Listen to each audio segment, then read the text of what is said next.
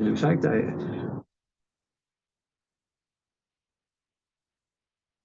wasn't this year. Hola, buenos días a todas y a todos. Les damos la bienvenida a este curso que lleva por título Money, Central Banking and the Global South, eh, donde estamos muy contentos porque nos acompaña el doctor Mario Seccareccia de la Universidad de Ottawa, que ya ha estado con nosotros algunas ocasiones, pero justo ahora me estaba diciendo que tiene más de 10 años que no venía al instituto, ¿no? Entonces, pues estamos muy felices de tenerlo de vuelta. Vamos a dar pie a la inauguración. Entonces, primero le quiero dar la palabra a la doctora Alicia Girón para que nos cuente un poquito más del curso, de cómo invitó a Mario. Y Alicia, por favor. Sí, sí, bueno, pues es un gusto, Mario, tenerte aquí. Es una amistad de largos años. Nos conocimos hace mucho en los seminarios organizados por Luis y Paul Davidson en Tennyson.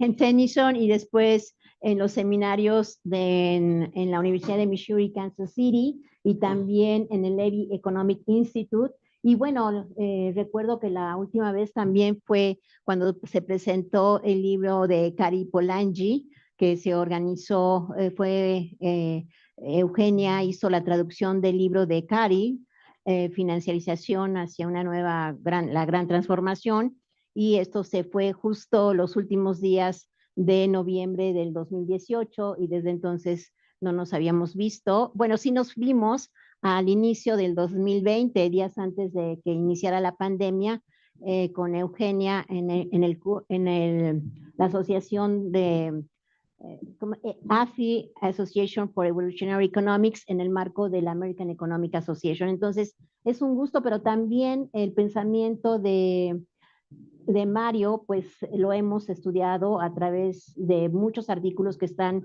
en Ola Financiera y también de los escritos que ha hecho con Marc Lavoie, que son los poskeynesianos, en los cuales de alguna manera gran parte de las investigaciones desde el punto de vista de la economía financiera heterodoxa pues nos competen. Entonces, para nosotros, quiero mencionar que también esto es resultado de un proyecto PAPIT que se llama Atenciones Financieras, Flujos de Capital y bla, bla, bla, ¿verdad? Porque es muy largo el nombre, siempre se me olvida. Y bueno, pero también ese proyecto PAPIT se hizo en el marco de la misión del Programa Universitario de Estudios de Asia, África y Oceanía. Por eso es que al final el curso de él dice el sur global.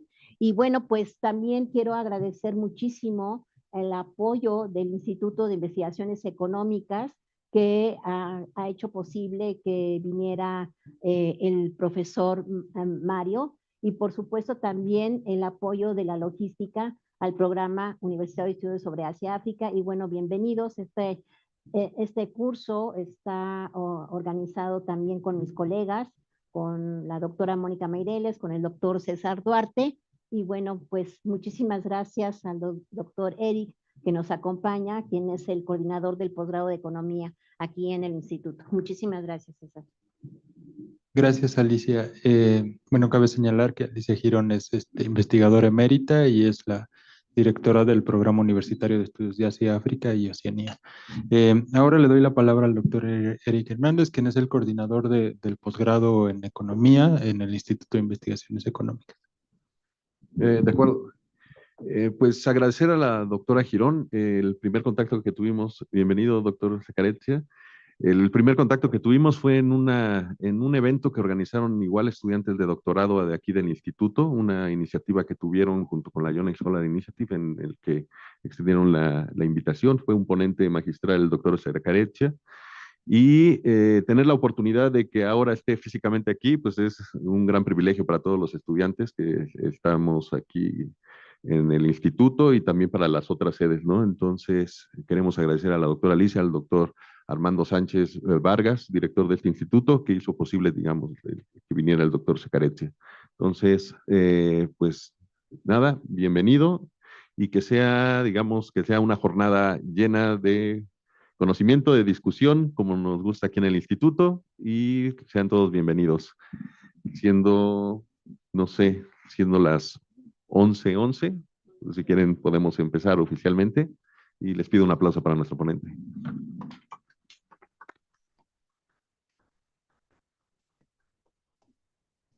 Bueno, le dejamos en manos del doctor Seccareccia. Muchas gracias. Okay. Gracias, César. Gracias, Alicia. Gracias, Eric. Es un gran placer. Excuse me. Es un gran placer estar aquí con todos. Es veramente una ocasión especial para mí.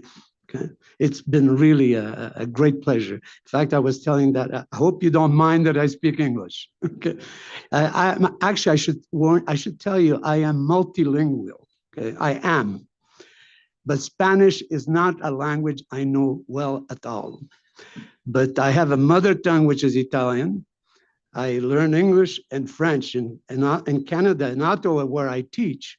At the university, it's a bilingual institution, and we taught in both English and French.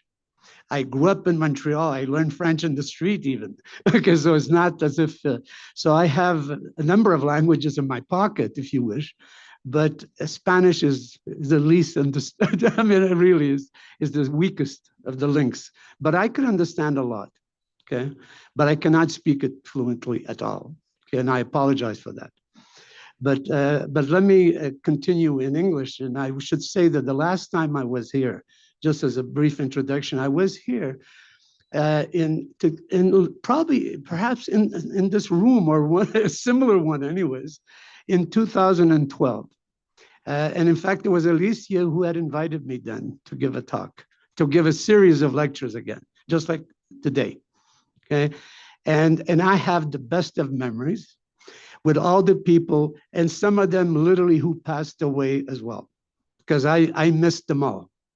I have worked with some of them like Eugenia Correa, where we wrote stuff together even, but others like Julio Lopez. There were many people that I knew very well and who I miss very much. Okay, so that is how close I was over the years. And it's such a pleasure to be here again. Okay, even at my more advanced age now, I feel very privileged to be with all of you. Please understand that. Okay. Having said that, I'm going to be speaking to you now. In fact, this is Alicia asked me, "What do you want to talk about?" Well, she already invited me to speak in August online there on YouTube, that kind of thing, on a topic. And I've been working on that for years. So I said, I might as well just continue with that. I've been writing a lot of different stuff over, God knows now, 50 years, okay? But it is for sure an area that in more recent times, I have been, doing some research. Recent time meaning since the COVID, for sure, okay, but even earlier, okay, and so I gave her that title, also because to some extent it was on the occasion of the Banco de Mexico. There was the 100th anniversary type of thing. So I thought, well, we're now off. It was 2020. It was in 1925, but still, we're close to the centenary. So I thought it was an occasion to do that. So this is what I will be talking about in terms of money, central banking, and so on there, as we'll see. But also because, as you will see in my third lecture, I will be getting into issues that are much more of concern to the global South. And in fact, they originate from research that I wrote way back, that I did with a colleague. Some of you might know him because he's very close to Latin America. He is an American, which now is not a good word these days when we look at what is going on this planet, okay? But he's a very good, friendly, whatever you want to call him, a colleague from the United States, from Robert Blecker, and we presented a paper in 2007 at the Latin American Studies Association, believe it or not, okay? And it was in Montreal, which again is a kind of bizarre, but I'll explain all of these when we get to that on the third lecture. So I'm just saying that there is a kind of link, okay, that originates from some of the work that I've done over the years, and I'll try to bring it together in some way, okay? Now, but I have to start somewhere, and I'm going to start with some very basic things. And the reason why I think it's so important also to talk about these very basic things is because we are inundated, literally inundated, flooded with money, these new forms, quote unquote, of money, okay? Crypto money, currencies, all this kind of stuff.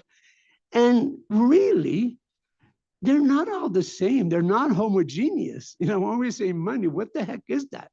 Okay. So one is to establish what I think we should say or mean by money. And then from there, get into the issue, are some of these other things that are coming around. There's a lot of debate. In fact, somewhere here, there's Cesar who wrote and Monica here, who contributed to a special issue that we're doing for the spring of this journal that I've been involved with for over 20 years, called the International Journal of Political Economy, on the issue of central bank digital currencies. And again, are those money versus cryptos and so on and so forth. So these are the kind of issues that I would like to establish from the beginning so that we could then go on and we'll look at it in a historical sense. I mean, Cesar was telling me that he did his PhD in history, so I think it will connect very well on this, because we are going to start with a historical analysis, and then we'll get to the crunch of what are these money, and what is money in a sense, the way I see it, and indeed also this whole issue, as we'll see, MMT. I mean, there's many areas to this that I would like to discuss with you. Okay. And over the years, I've worked with, I've contributed, and I still retain very close relationship with many of the people that I will talk about, okay, who are still alive. Now, well, actually, just from the title, I should say something. It's tried to make sense of the old versus modern money, okay? And it's not just a pun, meaning modern money, MMT here, but rather more broader, generic sense of money, modern or old, okay? And it's going to be done, as we're going to see, in a kind of Keynesian, but also what I would call a Polanyian perspective, okay? And over the years, in my own evolution, I have come to understand how Polanyi actually on money, that in the past, they never really talked about him very much at all, became something that to me was so substantive. I mean, the first time I ever read Polanyi was when I was an undergraduate student in the early 70s, early 1970s, late 60s, early 70s. So I could tell you my age there. I go back to the 1960s when I was in university. But but I first read there. Obviously, I didn't see money in them. I mean, they did talk about it. Obviously, I read this stuff, but I didn't understand anything. And as all of us are when we start reading any of these things, it's normal, okay? But you will see how, in fact, that I've come to appreciate it as well, okay? Now, having said that, let me begin here by saying, as you could follow through here, because I will try to follow it closely, what I give out there online, which is, what is money, again? And here, money, of course, I mean, if you think of the traditional definitions, I mean, they're all fine, but that is a kind of almost an addendum to what it really is. And I will emphasize that, and it's very important. And there are certain people who have written a great deal on that, okay? That money is a social relation. It's not a substance, it's not a good. In fact, when we introduce money, in textbooks, in standard neoclassical textbooks, we think of it almost as a commodity, as they call it a medium, so an actual thing to facilitate exchange, medium of exchange. In actual fact, that's almost irrelevant, I would say. It's not a medium of exchange. I don't think it ever was, as we'll see. And more, but it was, as Polanyi says, a means of payment. It's a means to extinguish debt. Okay, finalize the extinction of debt. So in fact, when I say it's a social relationship, it's actually also what I would call a relation of indebtedness, okay, that is established among three parties, as we're going to see in reality. Okay. Now, money, therefore, cannot be some commodity. If you look at it historically, gold, or silver in Mexico, all the silver that they extracted from the mines of Mexico. Okay. That is to say, it is not an asset without also being a liability. Okay, it has to be two-sided. And that is important to understand, as we'll see in a minute. Okay, it's fundamental. Gold, in fact, as I argue, became monetized, became quote unquote money, only because the state declared it as such. Okay, it only became that when the state said, Julius Caesar, whatever, said it's now money stamped on gold or on. Actually, I was born in Italy, by the way, and I could tell you this, that I have a coin that they find in their backyard, literally a Roman coin, and they have this, one of the whoever emperor or whoever it would have been there, or head of the republic earlier to that, when it was a republic, and it's always stamped in some way. And it wasn't stamped just because it had a certain weight, although that was usually the excuse. But it was stamped because it was made legal tender on the basis of the fact that Caesar, whoever stamped it, and recognized it as such. Okay? And therefore, gold, I mean, I have a gold in my wedding ring. I have a gold one. And, or even a silver spoon. If you're born a rich person with a silver spoon, okay, that they feed you with, it is simply a physical or metallic, okay, asset, of course, but without being a liability of anybody. This is not a liability here. I extinguished it when I bought or it was bought from me. We exchanged ring, let's say in this case. So it is merely a commodity that can then be melted down, and we barter then. It's an exchange, we barter, we do trucking, as they say in French, du truc. And it is very important to see the distinction.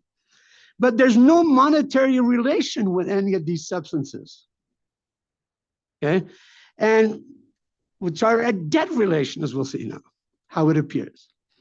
Now, also, it is something very important that when let's say the mint, whoever produces the coins, let's say in this case, or if they stamp it on paper, then there's no kind of, it's a third party there that is going to issue that. Okay? So I'm going to exchange something, let's say my coin, to buy something from you or whatever, but there's a third party that has initiated that whole thing, that is then allowed to make it happen, that we are exchanging. And that it has to precede it, in a sense. It doesn't happen after the fact. Yeah. Now, this is why, remember, some of you may have come across that John Maynard Keynes in 1913 wrote, there's a nice quote from him when he talked about the Indian rupee, because it was on the Indian currency. He wrote a report, basically, on the situation of India, which was obviously the biggest colony of Imperial Britain at that time. And in fact, he argued that the rupee, this metallic money, it was metallic, but it was merely a paper note that had been glued or stamped, printed on silver. Because for him, it was at that point that it became money. The silver was never money. I mean, they used silver for hanging around your neck or whatever purpose, but it's certainly not money. And this is important because when we get to the cryptos, we got to see the problem. Okay, we're going to see how that becomes a problem now. Okay, now in a sense, the expression commodity money that we sometimes use, to describe, let's say, gold coins, things like that, they are really misleading, I say. Okay.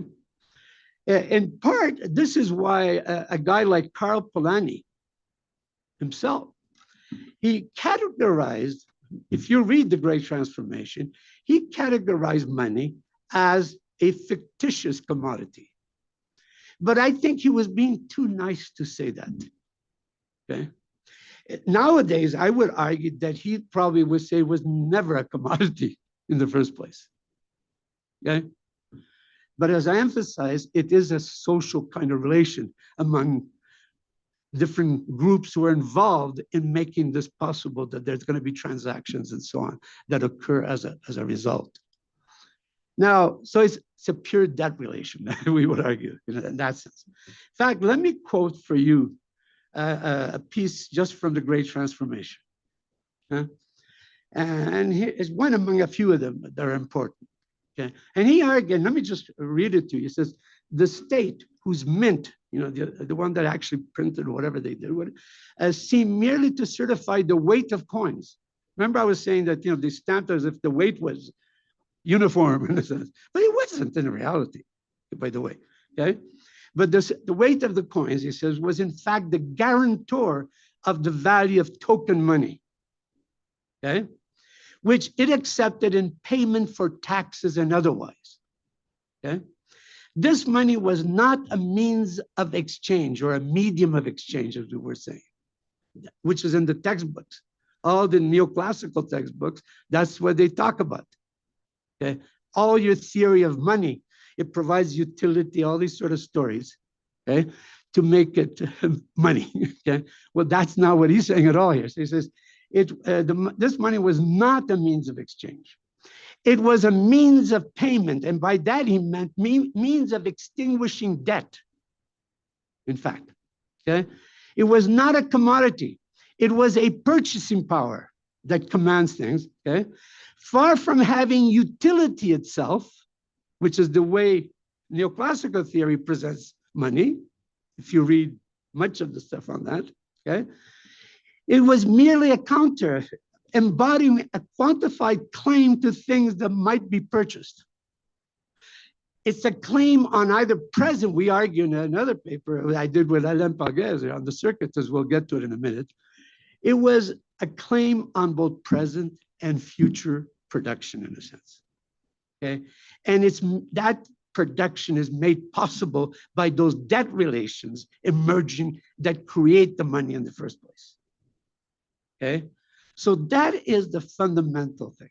Now, Polanyi, in fact, he subscribed to a unified theory of money that I would argue in some ways, I mean, he was influenced, but I would argue was even superior to more orthodox kind of chartalists at the time, such as George Frederick Knapp, for instance, like in the late 19th century, where he wrote some important books on that, as an example.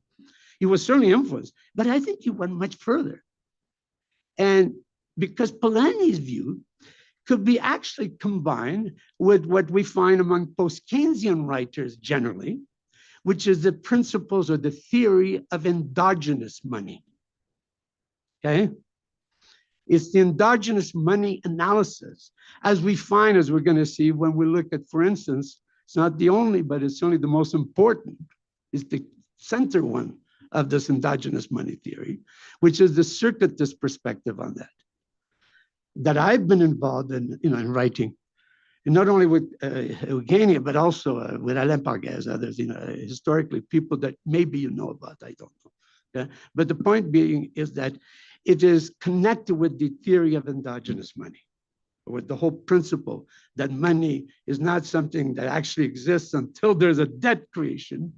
And then, as we'll see in a minute, okay, and then it emerges and circulates, okay, whether it's through the banking system or through the central bank or some source of that nature, something comparable. from some authority at the end. Now, for Polanyi, as I was saying, money was a means of payment that is used to extinguish or to settle obligations, as I write there, okay? Which could be very institutionally diverse debtor relations. And they could apply for all kinds of all societies, therefore, where there are social relations. It's not specific to capitalism. In fact, the paper that I wrote with Eugenia Correa in 2018 argued with Graziani, another famous Italian in this case, circuitous Augusto Graziani, whom I knew very well. And we did not agree on something he argued, because for him, he thought it was part of the capitalist relation that it emerges as a debt relation. Before that, it wasn't, which is, I think, very problematic because it defies everything that Polanyi wrote about it, okay? As we say in that paper, and you're welcome to read it. It's a short piece, actually, okay? So in that regard, and it goes back to all kinds of writers. I mean, Innes, that the MMT people have, Mitchell Innes, that many of the MMT people have popularized, going back to an article that he wrote in this law journal in 1913, he goes back to not just to antiquity, but even earlier, okay? And to any organized society, you will find debt relations. They could be written in the Code of Hammurabi, whatever. Okay? And those were all often, if you find these, if any of you have visited the Louvre in Paris, before they steal everything from it, they have a lot of these stones coming from ancient Mesopotamia, okay? And they're all inscripted. And what they were debts, mortgages and so on. And they circulated, okay? It wasn't the stone that circulated, it's the relationship that they had with the people who owed the mortgage to or whatever it was, the debt, okay? So that is why it's so important to understand that. Now, now, how, as I said, now actually Polanyi talks about, we won't get into all of this. He could spend the whole day talking about some of this. I'm going too slow actually right now. But how does all-purpose money emerge? Now, Polanyi distinguishes between all-purpose money versus special-purpose money. In fact, Cesar has written something on that as well here. And it's very important, the distinction, only because in primitive societies, one could argue in prehistoric societies even, okay, they had special purposes money, okay, that were used, as I said, always to extinguish debt, okay, but for a special purpose. Or they could be of general purpose, okay, that is generally accepted within that specific society because the legal system and the state has made that possible to be organized that way, okay? Now, the notion of for instance, in Canada, if you look at this here, we have a central bank that issues notes starting in 1934, when it was set up officially as a central bank. They had notes before that, but they were issued by the Treasury there. We don't have a central bank even. Okay? So it depends. It doesn't have to be a central bank. That's the modern form of it. Okay? And but before then, we had circulating all kinds of private currencies. In fact, if you go back to the 18th century, all kinds of coins from all over, Mexican, even were circulating in Canada, all kinds of stuff. It must have been a disaster trying to, anybody engaging in any kind of transaction, not just so much because of the different types of coins, their commodity content, but simply because we don't know if there were real things coming. Who is the state of, from Mexico or somewhere? How could they have known a farmer in Upper Canada? So you could see the problem, okay? And in a kind of a uniform system, okay, to define a country at the end, ultimately. And the notion of a bank charter. Now, we call them in Canada, in the British system, even in Britain, we call them chartered banks. And it's not by accident that they call them chartered banks, okay? They are, that originates from the Latin word charta or carta, depending on how you spell it sometimes, okay? Which means that you're issuing a paper unit, which is a claim on something real somewhere, okay? It's an IOU, basically, okay? Said, I owe you a legal tender signed by the governor or whoever of the Bank of Canada, let's say in our case. That is, but what does it guarantee you? That you'll get, others will accept it, basically, acceptability. And that if you're not happy with, let's say, that bill, you could ask for another bill that will be the same anyways, okay? But you cannot ask for something else. You can ask for gold, okay, reserves, okay? As we'll see, okay?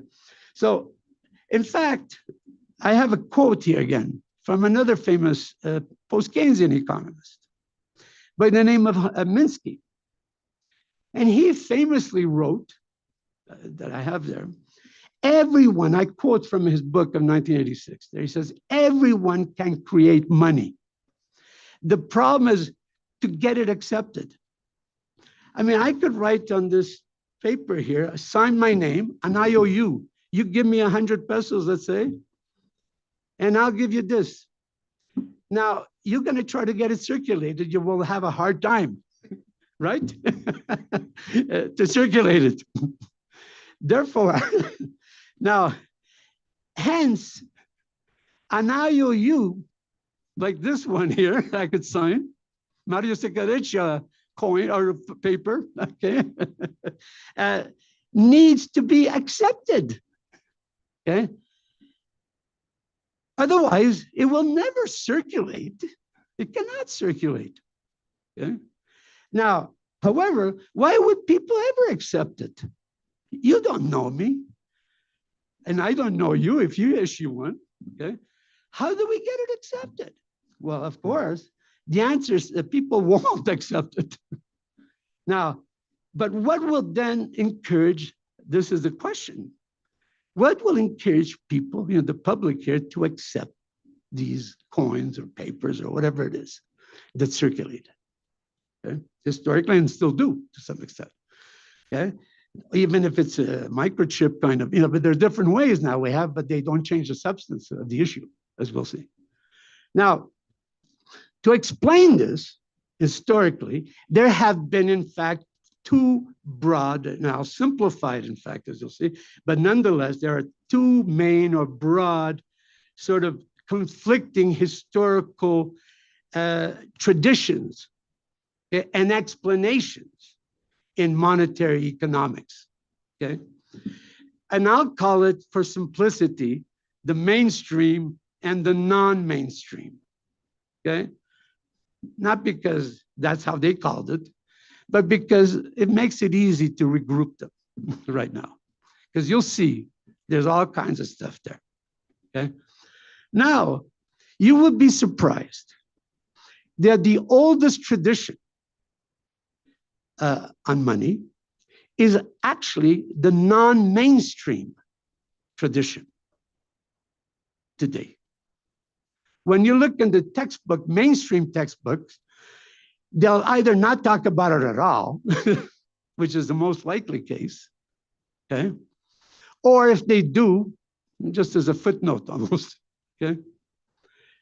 And the non-mainstream, what I call the credit theory of money. That's what we called it when we wrote a paper in a book on what is money, going back to 2000 with Alain Parguez. But it's also sometimes referred to as the chartalist theory, or traditional cartalist. It depends how they spell it sometimes, But it comes, as I said, from the word, paper, basically, if you think of the Latin word for that. Now, in all societies, in all organized type of societies, okay, where you have a state authority, okay, that is in place, the state, obviously, what does it do? It commands resources for good or bad reasons. It could be for public infrastructure, for the benefits to all of us, but it could also be for destroying infrastructure, having wars and whatever. And they did a lot of that, even more than today, thank God, even though now we seem to be beating the drums of war. Yeah? But they need to command. Okay? And therefore, the money that the state alone can issue as an IOU, okay, what it does, it becomes the order, the command, okay, on what? On a community system of production, and demands a certain portion of it, okay, in the form of tax revenues, obviously. Now, to access these goods and command these goods and services that it needs. In the old days, when they conducted wars, they hired mercenaries. They seem to be doing that now, even in Washington, with the ICE. But this is the kind of stuff that they did. And we still see it. But why would anyone now want to give up, let's say, private real resources that they work for, hard for, voluntarily would want to accept the state IOU, what is owed to, that piece of paper that I would have signed if I was, Caesar, whoever. Okay. Now, why would anyone want to do that? Okay. Well, because you have to ultimately pay in that unit to be able to pay your taxes and all that, as the MMT would argue. Okay, for sure. But it's not the only reason. I mean, it's more complicated. But as a simple exercise, that is absolutely important.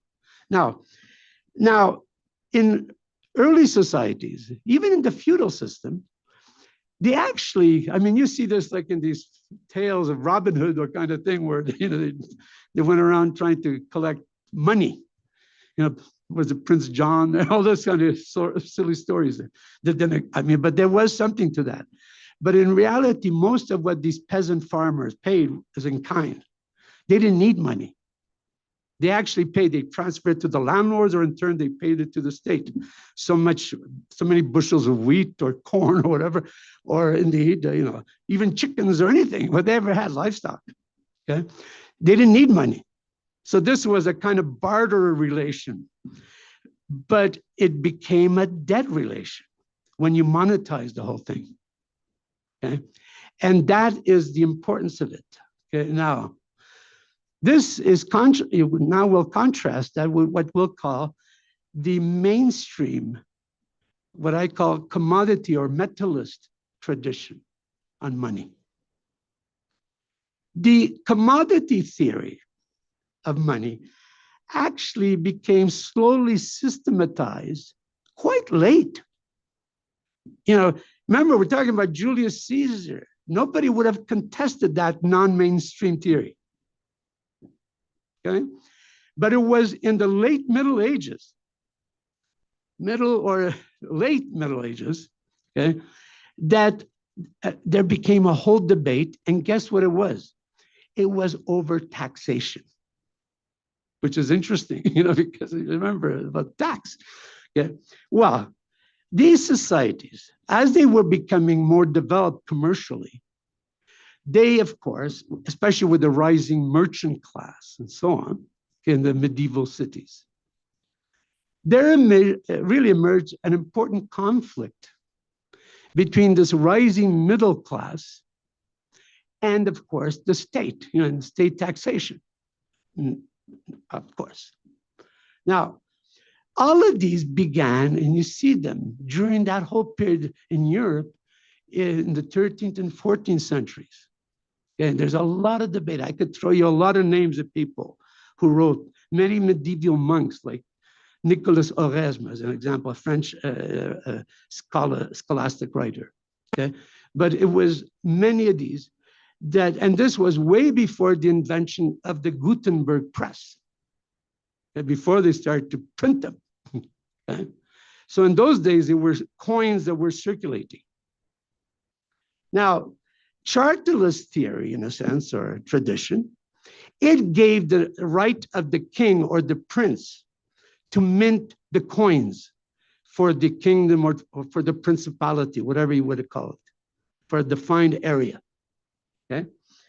However, these, belligerent and cash-strapped authorities, a lot of this came during the 100 Years' War between France and England. There was a big debate, okay? And during that period, they had to pay ransom for the king even at one point, when they captured him. So there's all this debate going on, okay?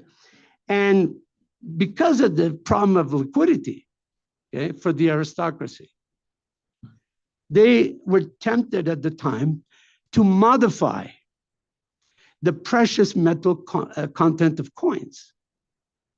Therefore, think for a moment, if you could mix a cold coin, it's never pure, obviously, it cannot be it wouldn't even hold together well.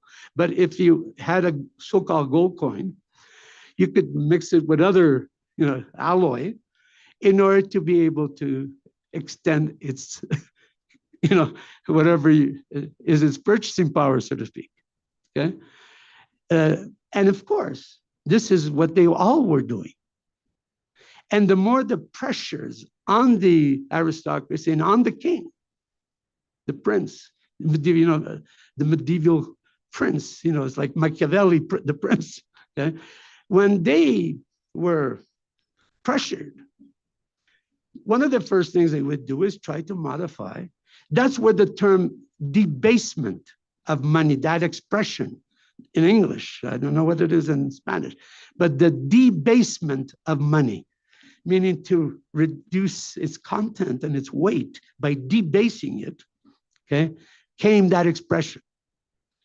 And of course, even the term seigniorage revenues.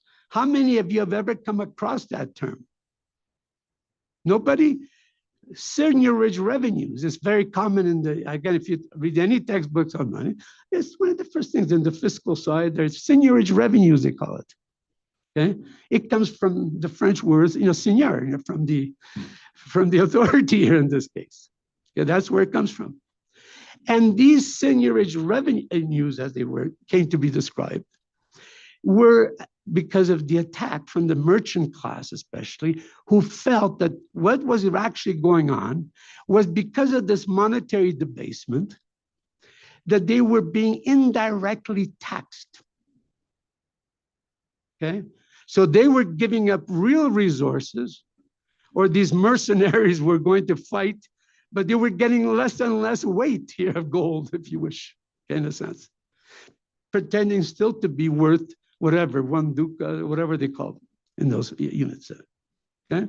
So, and actually, some of you may have come across that expression.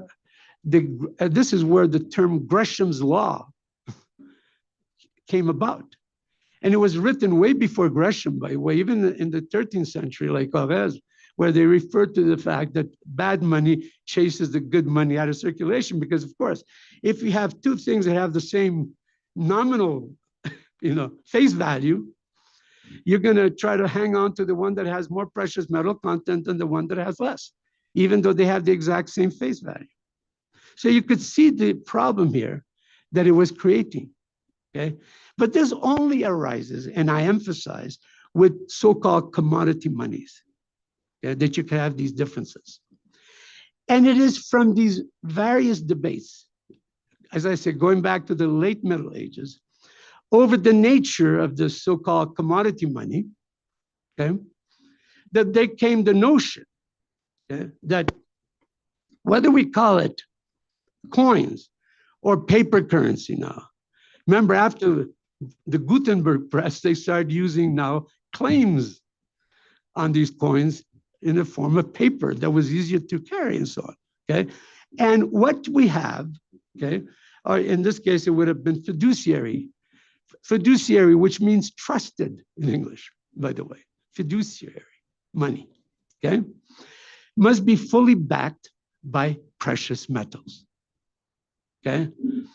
From which came, of course, the term metallistic, metallism, You could Google it or whatever, or bimetallism, because if you had two, gold and silver, for instance, so the big transactions values are in gold, the silver ones were lower valued. You know, you could buy a house with gold, but maybe you can only buy a horse in silver or whatever. Okay, and this is where you start seeing again monetary systems that came to be based on gold and silver.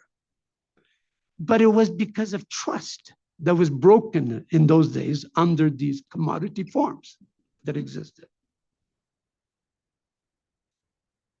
Now, even with the invention of paper currency, okay, or what is sometimes referred to as scriptural money, okay, whether it be private bank issued, or, as we'll see in a minute, or government issues, okay, these paper currencies had supposed to be, at the time, be backed by precious metals, okay, upon which this notion of money seemed to have been based.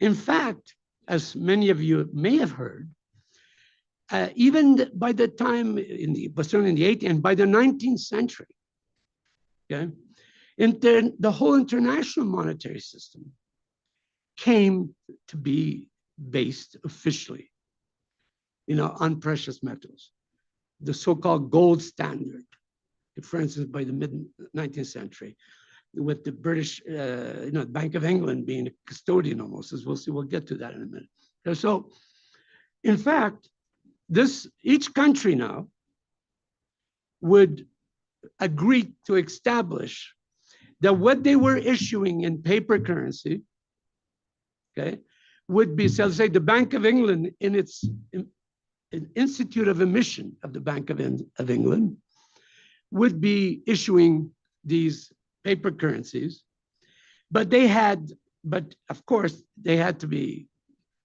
backed by reserves, supposedly, which was not always the case. Every time there was a war, they forgot about it, okay? You know, all kinds of stuff. But the idea was that, okay?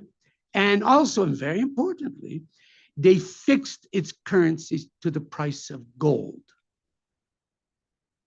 So they priced it based on whatever the ounces or whatever, or milligram or whatever nowadays, okay, would be gold price, which meant, by definition, an international fixed exchange rate system. Because if everybody agrees to that, then we fix our own currency in relationship to that same price of gold in our own domestic currency, okay? And each country's central bank now would be legally bound to issue this currency based on these gold reserves or other precious metals. Like in the 19th century, bimetallism became more common because everybody could access gold or had it easily. And therefore, you know, actually, if it was nowadays, you know, gold is going through the roof. Canada is the 4th largest producer. In fact, the value of the revenues from gold now has gone more than the oil revenues from Canada, just to give an example. So you could say in the old days, we would have been swimming in money here. You know, I'm just saying, a lot of liquidity, okay? Not silver, though. But I'm just being, you know, to joke about this, but it's true. This is the way they were looking at this at the time, okay?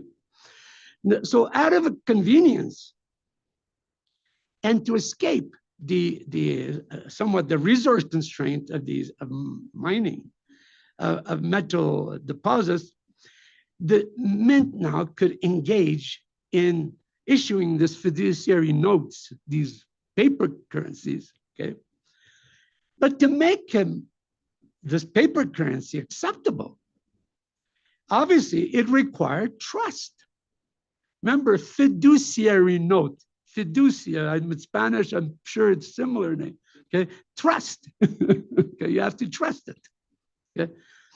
And fiduciary notes could be trusted as a replacement for, let's say, actual gold or silver, and only if the former now could be actually issued as what I call surrogates, as a replacement of reserves of precious metals. Instead of carrying loads of gold from one country to the other, they simply transferred paper. A lot less weight than all these Spanish ships crossing the Atlantic, let's say, looking for gold and silver. Okay, and in fact, that was we're supposed to be, and I say supposed to because this is the issue now in terms of the belief and trust you have in the vaults of the mint, in a sense. Okay. Otherwise, if they didn't do that, it was deemed to be inflationary and therefore indirect taxation. Now, think for a second, we didn't even get to the modern theories of money at all. And already there are these terms that sound a bit like almost monetarism or some of these others that are, if you issue too much money, inflation, all this kind of stuff. The quantitative theory. It originated in the Middle Ages, of course. Yeah? And it's exactly that. Hence, the first central banks that were created, founded, quickly began issuing banknotes because it's so much easier, based on trust here, that they had the gold, let's say, or they had the precious metals behind them. And in fact, one example, in fact, the Swedish central bank was founded in 1624. It was the first that minted, as I said, it introduced a copper standard, however. And you wonder, what the heck is a copper standard? Well, because they had shortages of silver and gold in Sweden, and they were big exporters of copper. So to increase the value and the demand for it, they introduced it based on copper. It was just kind of ironic, okay? But it's always the same symptom. You have to do it because people believe and trusted that there was something behind it, okay? Now, and so the first banknotes that they were issued were in 1661, and then, anyways, now, because of these rising monarchs, the introduction of these fiduciary notes, these paper currencies, changed nothing in substance because the mint could only issue these specific paper currencies on the holdings of these precious metals. Okay? That was the law, so to speak. What did change was that when these first central banks, such as the Bank of England, that was founded in 1694, was given the official royal charter by handling the government's public financing needs, that is, by issuing loans to itself. So think of it, the government, through its arm, the central bank that it found, it could issue loans to itself. Now, remember, these authorities were always fighting most of the time. They had to finance these wars and so on, and they needed to finance it through some form. And the bourgeoisie, the merchant class, did not trust them. Okay, and therefore, how do you trust them? And they set up a central bank that somehow had the trust now because they were governed by the principle that it was backed by gold or whatever. Okay? And to do that, you could then issue loans to itself. So they didn't trust the government, but somehow they trusted the central bank. Now you think it's a bit crazy, but this is what in fact was going on. And the trust, therefore, rested on the central bank rather than on the monarchy that was distrusted. Okay? And this model of issuing banknotes, resting on reserves of precious metals, became the basis also for commercial banking in Britain. For instance, well, goldsmith banking is one kind of, which is more of a fantasy than a real story, by the way. Okay, but nonetheless, there is that. And where banks now, other than the Bank of England, would receive a bank charter that would allow these chartered banks to issue carta, remember the paper, fiduciary notes, okay, on the basis of their reserves held at the central bank.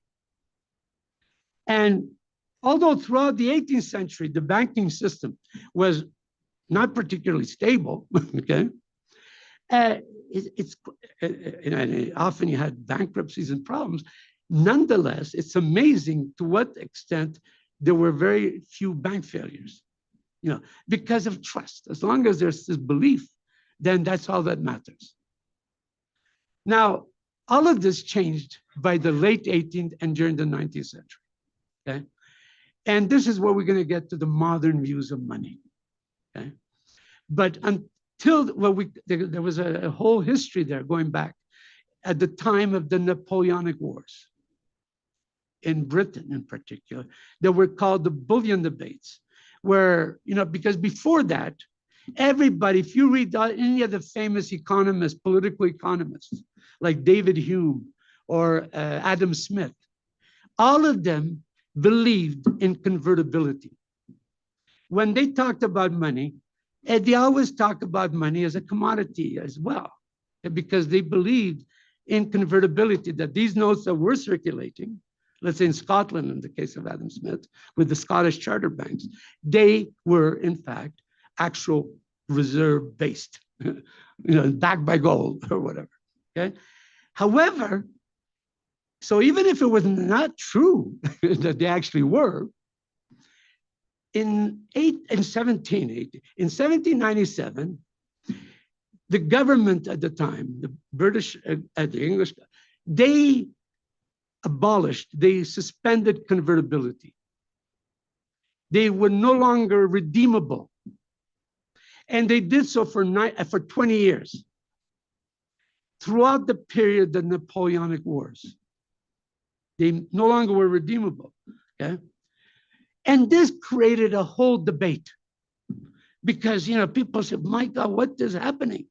Meaning we had trust and now because of the war, we can no longer convert them, okay? So what happened? Well, because of that, okay, bullionists now, headed by none other than David Ricardo, okay?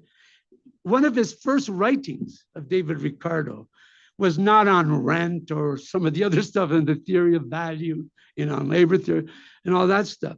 It was because of this gold bullion issue, okay? That's what his first big concern was. And he was obsessed by that. And basically, he, looking at the situation and seeing these prices of bullion going through the roof during the Napoleonic Wars, okay, all these inflation, he attributed that to the overissuing, okay, of paper currency, of paper credit, as he called it, okay, by the authorities, because they were debasing money at this point, as they called it, okay, this paper credit. And therefore, his reasoning, his explanation of what was going on in terms of inflationary situation and all that was the mismanagement of the Bank of England in not keeping convertibility, okay? Now, this Ricardian bullionist view rested on a number of basic principles, but one, of course, is what was called Hume's specie flow model, together with the quantity theory of money, in arguing basically that gold, okay, if it was not backed by gold at this point, let's say for any of these paper currencies, that this will ultimately lead to overprinting and to inflationary pressures, okay? And they excluded any other possible explanation, not because there were supply shortages, as we know, in a war. Look at the Ukraine situation, 2022 even. We didn't have inflation before, but we had it once things started to go out of control. And yet he excluded all of that and just simply focused on that reason. Now, he was the leader of what was called the currency school, that defended this metallic principle. And after his death, there was another guy by the name of Robert Torrance. But on the other side, there was an opponent called the banking school. And his name was Thomas Tuke, who questioned all that. Now, for the currency school, what they wanted to do, I kind of drew a little thing there to say what they wanted was that you would cut, if you think of it, there are these like wings there, okay? What they wanted to do, they believed in they're the first to develop the demand deposit multiplier idea, that there's the base money, but which in this case is gold, if you read Torrance, and then you got paper credit issued. What they wanted was that the actual money would not expand the paper, so that it would mirror precisely the gold or the precious metal base of money. Okay? That's how they wanted the system to work. Okay. And in opposition, instead, the banking school was, as I said, headed by Thomas Tuke, among others, John Fullerton, even John Stuart Mill, who questioned that and then developed the first theories of what we call endogenous money. Okay? That it is through the bank credit, okay? As we'll say, bank credit and so on, that money is created. Okay? And that gold, I mean, the problem is that they were a bit confused themselves about it at the time. And that's why they didn't win the fight, so to speak, the debate.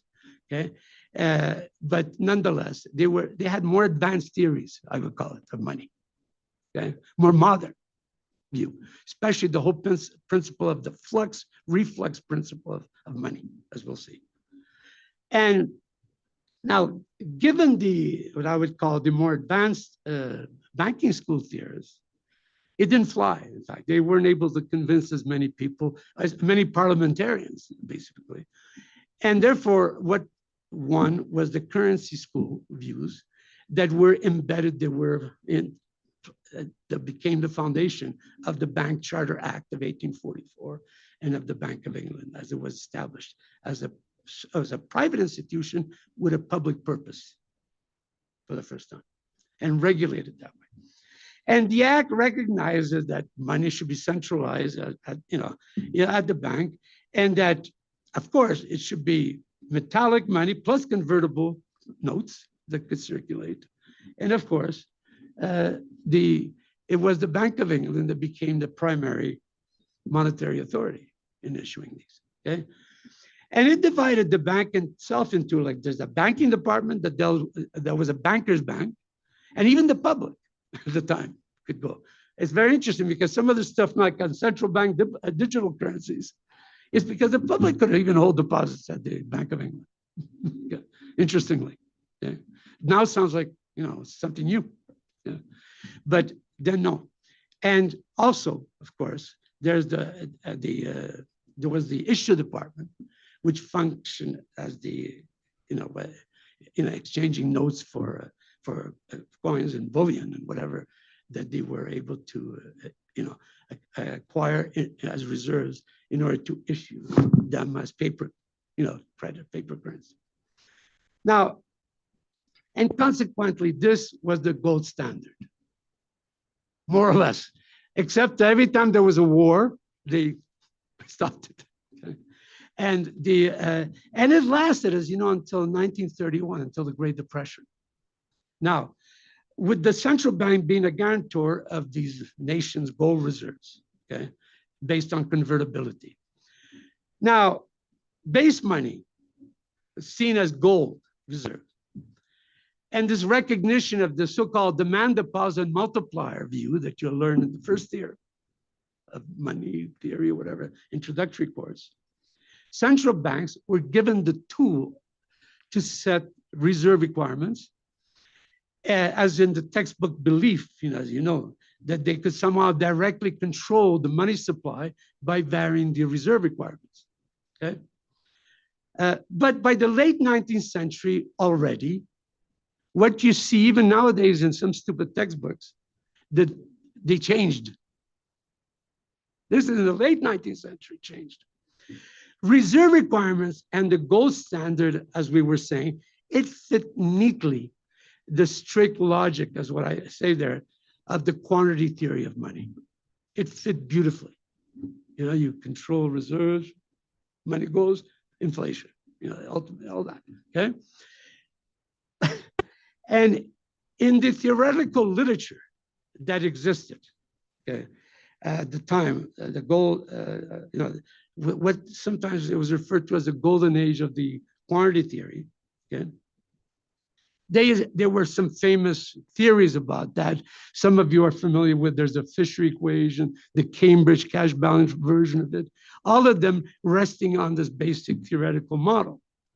However, they're very important developments at that time, okay, that led to a second generation change in the model of central banking. That it wasn't just a bank that somehow held the reserves, you know, the nation's guarantor of the reserves of gold and silver, let's say, or precious metals. You know, which originates, as I said, going back literally to medieval Europe. Well, some of you we know, because Banco de Mexico is just one example, you know, of that period. Okay?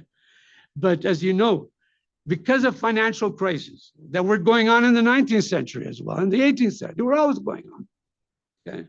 Because of financial crises that normally preceded recessions, okay, it became understood that central bank should play a key role as lender of last resort, okay? Because of course, they're the only ones that could somehow absorb the losses, as we saw even with the global financial crisis in more recent, you know, times, okay? And that was the main motivation behind the establishment, for instance, of the Federal Reserve System in 1913. And in fact, so did other banks that followed, like the Bank of Canada, Banco de Mexico, and so on. Okay? The second generation of banking.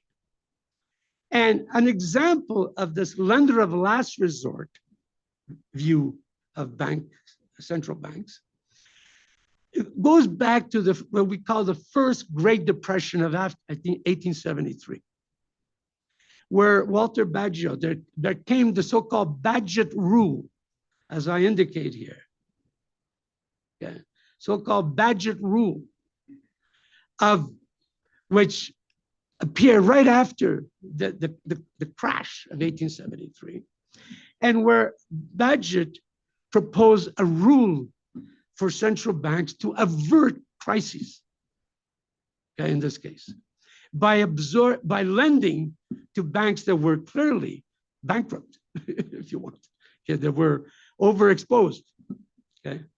And to do so, he proposed the so-called, what became the Bagehot principle, that you lend them freely and without limit to solvent banks, in order to and accept their collateral as it is valued then, book value.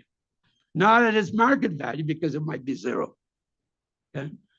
In order to make them survive and not accelerate the financial crisis. Okay, so this is an example. And this was given to the central bank to do. And that's where the Federal Reserve came in. That was a justification at the time, for instance. Okay, and I'm sure also for others, like the Bank of Mexico and so on. Okay, now, and more importantly too, as Keynes and his treatise on money argued during the years of what was the golden age of the quantity theory, central banks already pursuing what we call discount rate policy as the modus operandi here, meaning that they would try to stabilize demand for credit by adjusting the bank rate that they controlled, okay?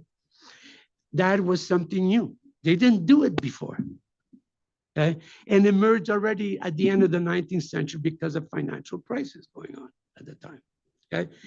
And you see that with the development, like Knut Wicksell, a famous economist, of the late 19, Swedish economist of the late 19, he developed a whole theory, which of course is espoused by modern new Keynesians or whatever, like, Michael Woodford, nowadays, and, John Taylor, his Taylor rule, all of these, they originate from these beginnings that were in fact often because of financial crises that had to do with debt exposure. And that's the important thing, as we're going to get back to.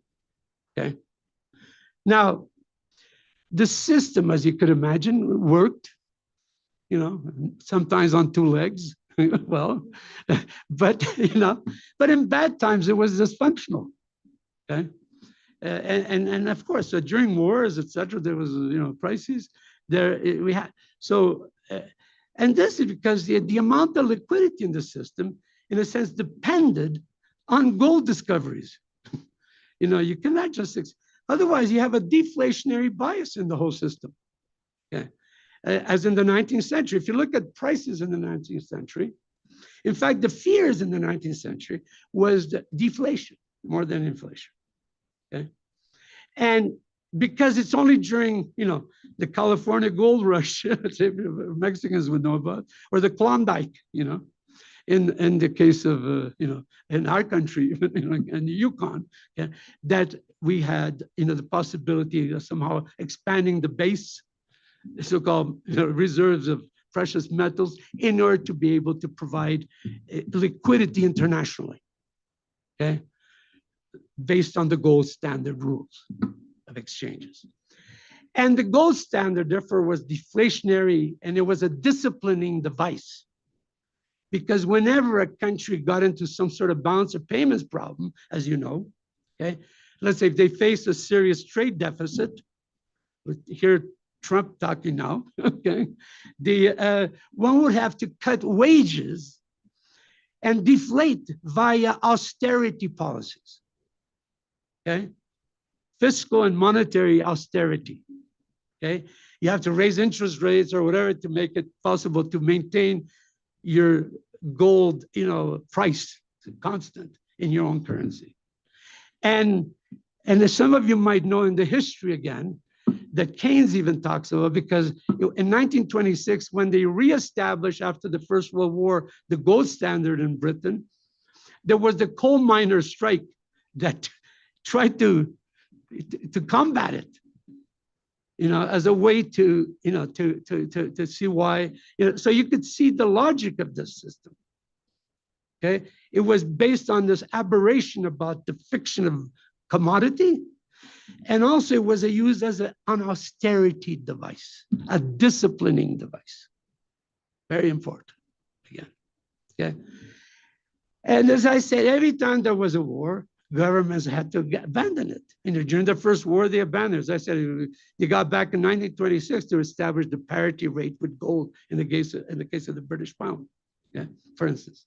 And obviously, by the time you get to the big depression one, the 1929-30 depression, by 1931, the whole thing just collapsed. And we never went back to it directly. We did establish a gold exchange standard until 1971, until Richard Nixon. But it was not the gold standard. All it was a kind of fixed price of gold among central bank exchanges, not in general. I mean, if I was a publican, I was living in those days, I'd say in the 1960s, I could not buy something at the price of $35 an ounce that they established, at the time under Roosevelt, okay? And you couldn't pay that price. It was just set among central bankers for trading gold among themselves when they faced deficits or surpluses. Anyways, but that was never a gold standard. That's the key. Okay, but that was as close as we ever got.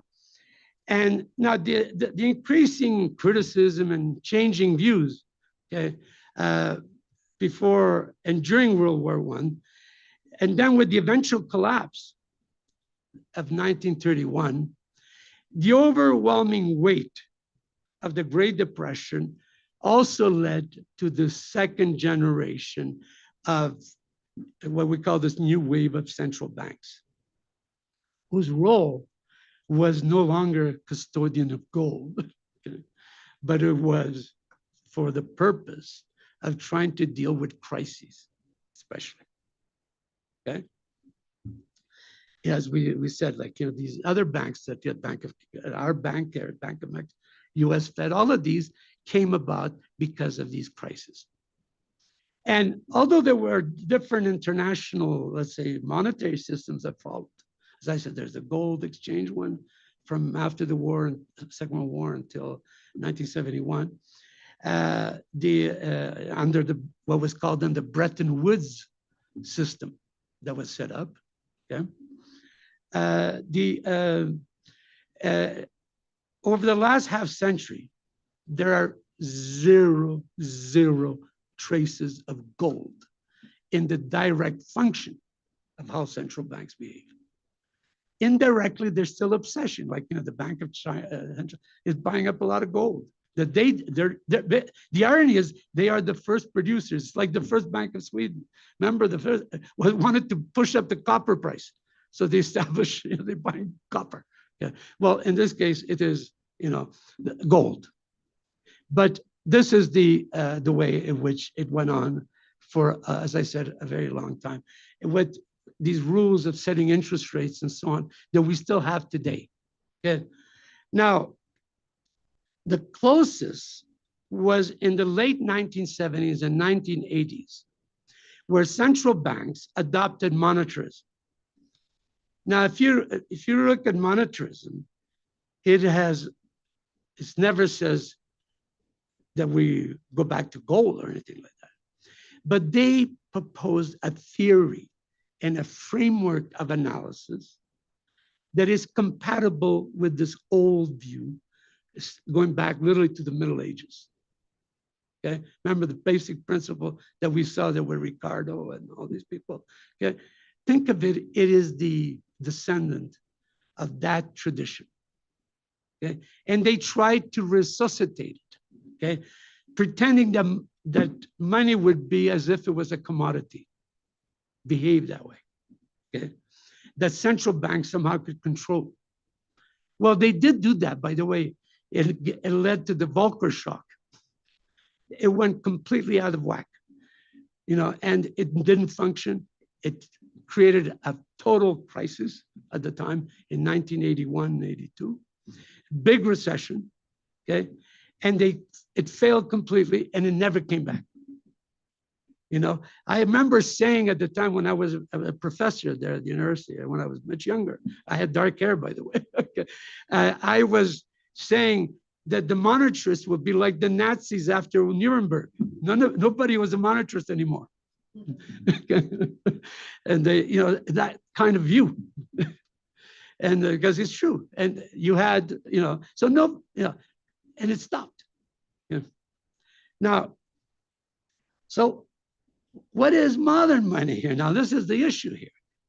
Well, as we said, ever since the Middle Ages and until recently, the mainstream has always sought to construct a monetary system where you treat money in what we call Mengerian view of money. Now, some of you may have come across this term. Karl Menger was an Austrian economist who wrote a famous article in the Economic Journal in 1892 that established what became the orthodox theory of money, but is sometimes referred to as the Mengerian theory of money. Okay? And where it is an asset, for him, the logical asset is gold or silver, precious metals. Okay? Because he was thinking, remember, this is the late 19th century still. And he was, in fact, for him, that was an asset that was not simultaneously a liability.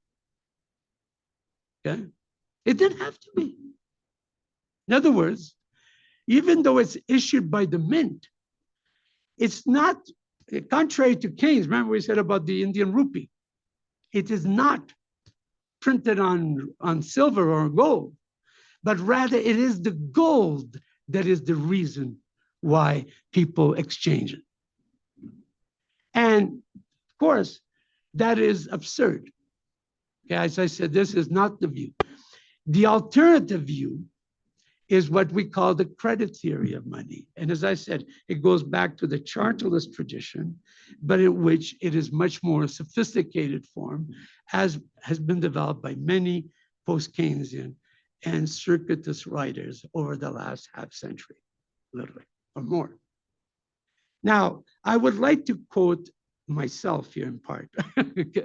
I'm sorry, I apologize, but I think we were saying it right then. Okay, there's an article that Alain Faguez and I wrote for a book called "What is Money," edited by a colleague of ours, another Canadian colleague by the name of John Smith, and it came out in 2000, the book. And we wrote a chapter called "The Credit Theory of Money." Okay. In fact, at the time, we had just come across, but it was not, we talked about this way before. MMTers were talking about it, certainly. Remember, there's a Randy Ray's book that came out in 1998. And even Minsky talks about it a little bit, but he wasn't like at the MMT at the time. And so we had never read like Mitchell and some of these other writers. I'd never read them until much later, okay? But we were saying very similar things, okay?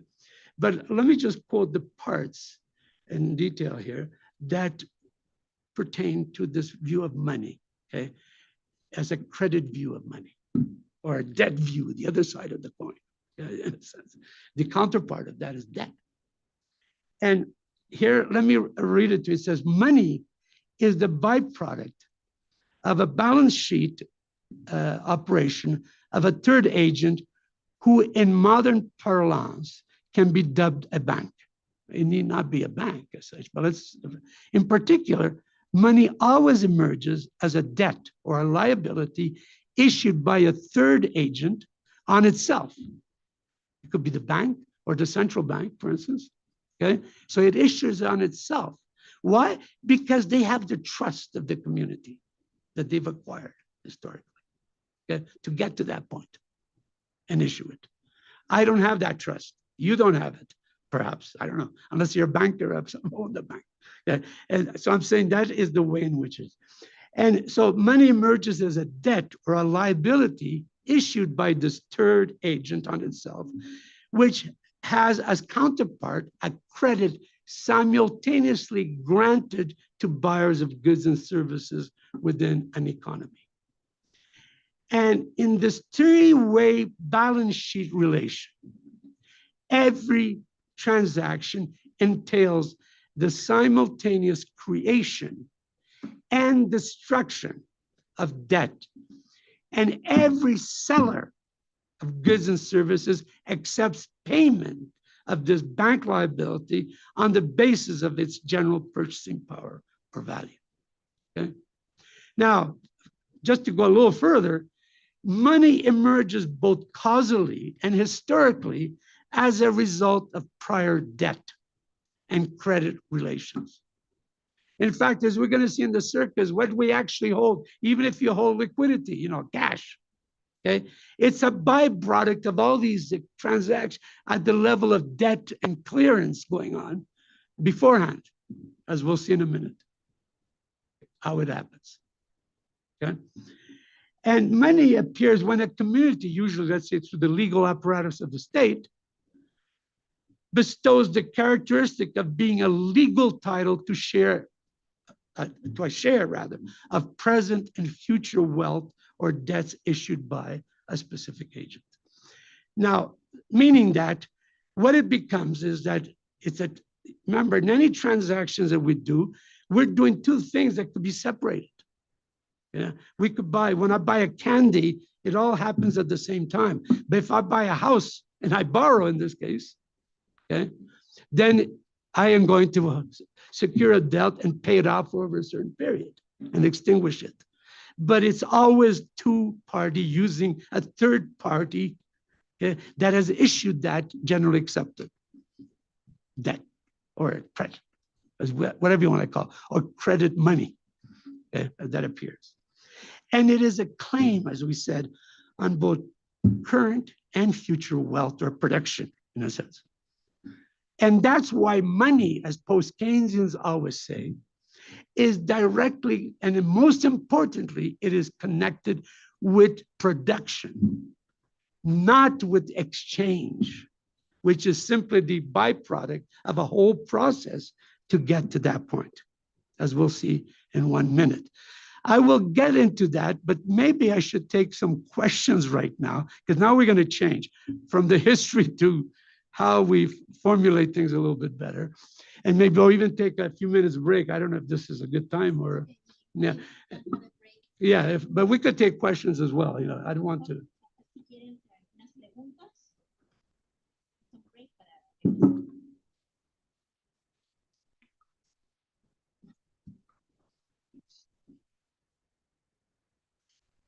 Okay, no questions. I'm glad it was very clear. I mean, I was trying to be as simple. I did not, you know, I tried to be as simple as I could possibly get. Things will get more complicated, as we'll see in a minute. Okay? It'll get a little more complex, but the basic idea is here. Okay? As I said, it's important because if you take modern, current money that we have, you have to apply this principle that we have here. Is it a debt, an asset and liability, or is it something that's just an asset? Well, if I buy a Bitcoin, is it an asset or a liability as well? See, to me, it's like holding a hot potato, because once you bought it, that's it. If you get burnt, so be it. There's no liability. No, I'm being facetious, but we'll get to this issue later in the next one. Yeah. Yes, Cesar, please. Cesar.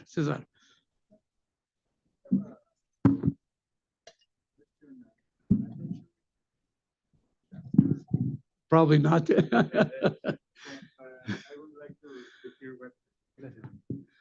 I would like to hear what you think about it. You know, there is this old debate that you explained very well about money as debt and money as commodity and stuff. But I have the impression, maybe that's wrong, that during a great part of the 20th century, monetary policy was based on this money as commodity. Well, that's what I was saying, monetarism. Exactly. Yes. Yeah.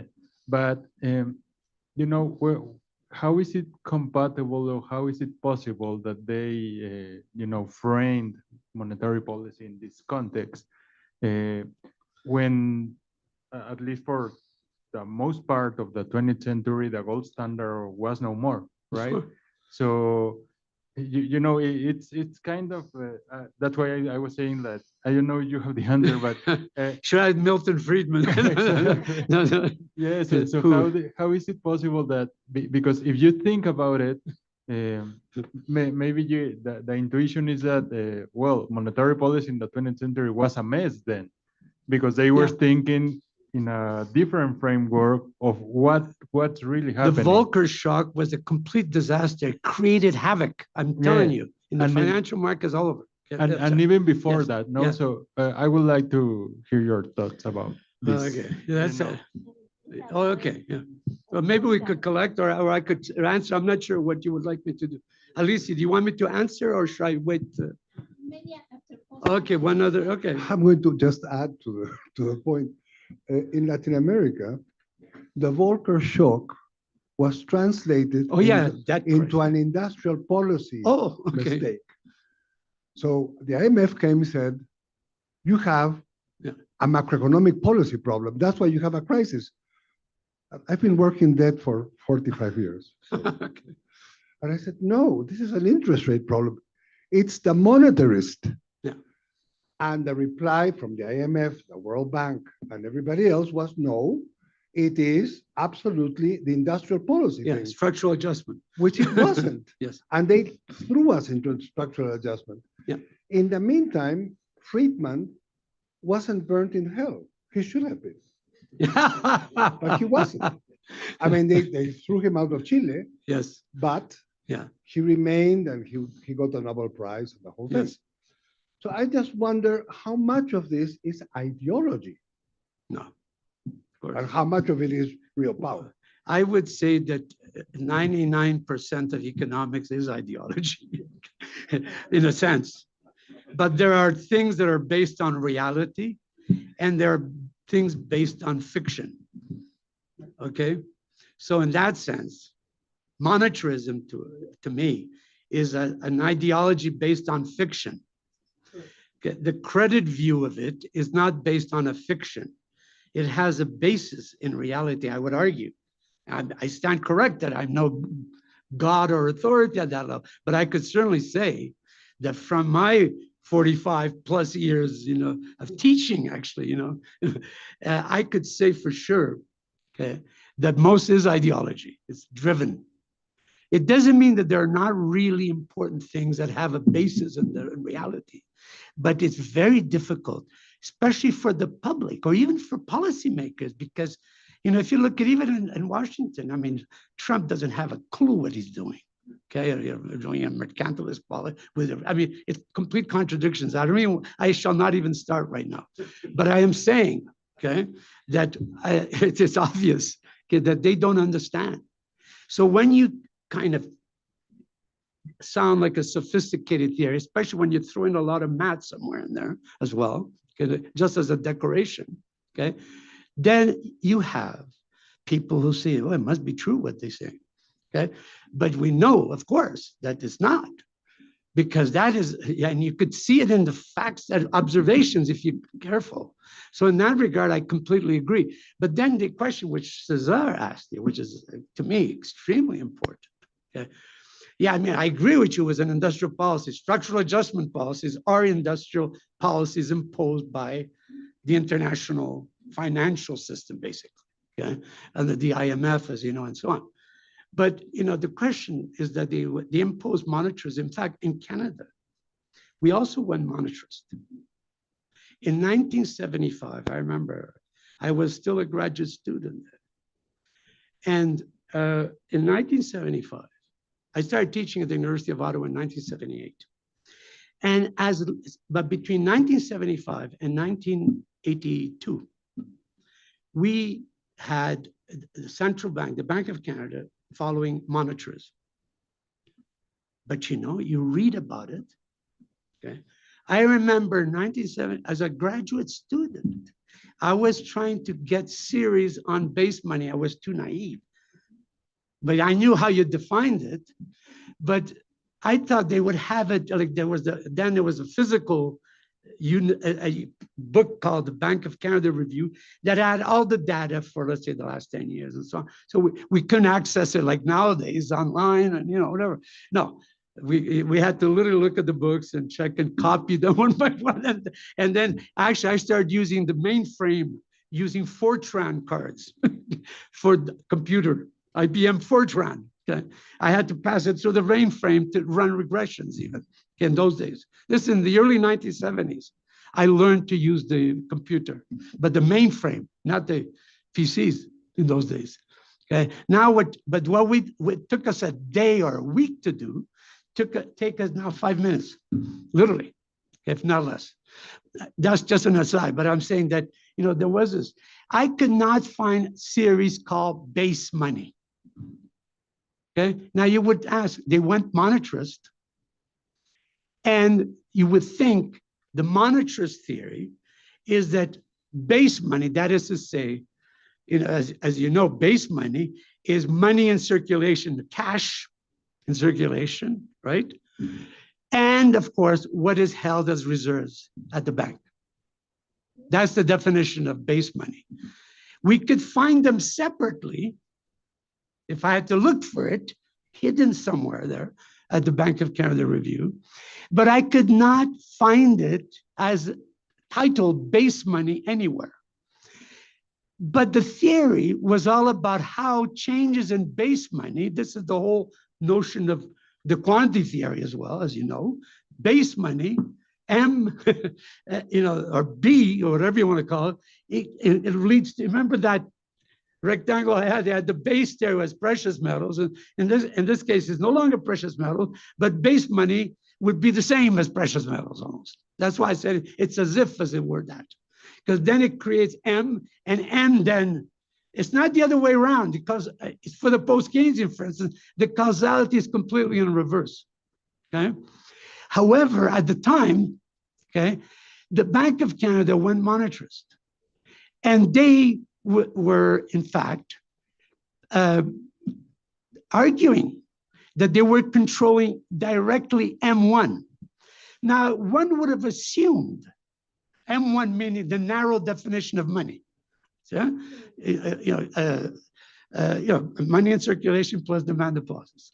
And what was interesting here was that they were controlling it, but they never said exactly why until you dig up in some reports, and I'll explain to you in 1 second.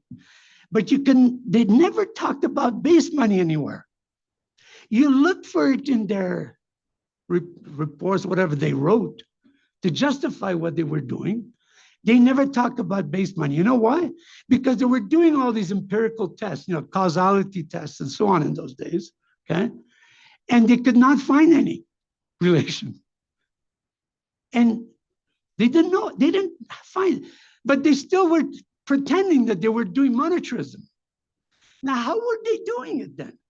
And I finally discovered, I remember reading one paper, in fact, we recount this in one of in our journal, the International Journal of Political Economy that I've been editing with. I wrote a paper with Marc Lavoie in 2006 on the modern view of money at the Bank of Canada. I can't remember the exact type, something like that, okay? Where we recount what they were actually doing at the time, okay? What they were doing was controlling interest rates, again, the overnight rate in this case, or the whatever, this interbank rate, as whatever you call it here in Mexico. And they were controlling that in order to somehow impact on the demand for money somewhere, demand for money, which is not very clear what that really means. But within the monetarist thing is you got a demand for money relation, okay? It's like the Pigou equation there, of MD is a function of K, Y, whatever. Okay, so they had this idea that somehow by controlling the demand, this would lead to an increase in the supply, or a reduction rather in those days, a reduction in the supply. So you raise interest rates, it reduces the demand for money, and therefore it leads to a lower supply of money. Now, that's not the monetarist causation at all, even if it's a very naive neoclassical view of money still, okay? So they were not even following what their own theories were saying. And I have to, so I'm just saying, why? It's a pure ideology. As I said, it's a pure belief. It's like a sect, even like around Trump today, it's the same thing. It's a sect. It's not really a reality to me, if people were actually thinking a little bit. And what was going on like that? And the reason why I know more about Friedman, Marc Lavoie and I were invited from a book, what do you call it? They're trying to do a book series on famous economists. And this is in the early 1990s. And they approached me and Mark to do a book on Milton Friedman. Now we said, what the hell? I don't think I want to do a book on Milton Friedman, But they begged us because they did one on Keynes. These are all very progressive, heterodox economists, by the way. Okay, they did one on Keynes, on Schumpeter. I forgot, Hayek even they did one. They did one on, and they wanted one on Friedman. So they approached me, me and Mark. And initially, he said, no, there's no way. I can't even stomach it. Okay? But then they begged us, and then there was all kinds of, and we thought, you know what? Let's do it. And we did a book. If you look, unfortunately, it's in French. So unless you read French, I could tell you the reference exactly. Okay? Milton Friedman's Sa vie et son œuvre, his life and works. And we invited, well, actually primarily non-mainstream, right? But very interesting. We had a lot of interesting people who contributed to it.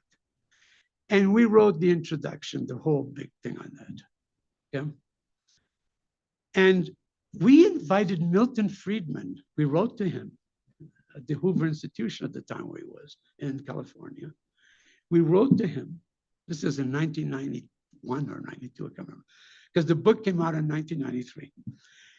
And it's available. It's University, it's Presse Universitaire de Grenoble. No, not that one. It's not. It's the University, the University Press of the University of Montreal. I mean, if anybody, if you can find it, it will be a rarity now. I have a copy, but I don't have a file, a PDF file of it. Okay? But the point I'm making here is that we contacted Milton Friedman directly. I wrote to him. Okay. It was very nice. You know, he was very happy. He was thrilled that we would do a book in his. We invited him to come, but it was in February, like this time of year, in Montreal. We had the conference, or was it in Ottawa? Wherever, anyways. But in Canada, at the end of January and early February is deep winter for us, very cold. So even at his age, he says, you know, I am very grateful, but I cannot come. He was very nice.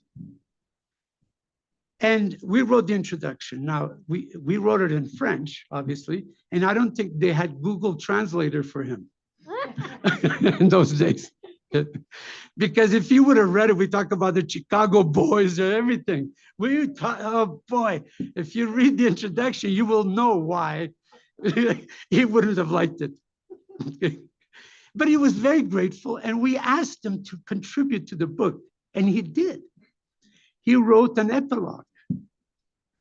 And the epilogue, and it's a very interesting, it's a short essay. And you know what he said? He says, I don't understand why there's been so much wasted ink on what I wrote, you know, especially on the methodology of economics. Now, as you know, some of you know his methodology, economic methodology, which is his so-called methodology of positive economics. Remember, there's in this book on 1951 or whatever it was, or 53, whatever it was, there's this book on methodology of economics, on the positive economics. I don't know if anybody, I'm sure, because in many textbooks, it used to be that they would quote him for that, because he embraced what was a methodology of instrumentalism, it's called nowadays, in economic methodology, okay? And the methodology is very simple, okay? They see theories as instruments, as tools, okay? And the idea behind that is that, as you know, his famous quote is that it doesn't matter about the realism of my assumptions, even if they're completely wild, the theory, as long as this theory predicts reality. By that meaning empirical observations. So I remember saying, well, you know, I don't know if any of you remember or know Stanley Jevons in the 19th century. He wrote a famous theory on the sunspot theory of the business cycle, okay? Now, nobody in his right mind today would suggest that the flare-up on the sun caused the great financial crisis or something, or the Great Recession, okay? So, but if you believed in the instrument, in Friedman's argument, you might as well espouse Jevons' theory of the business cycle. You know, why not?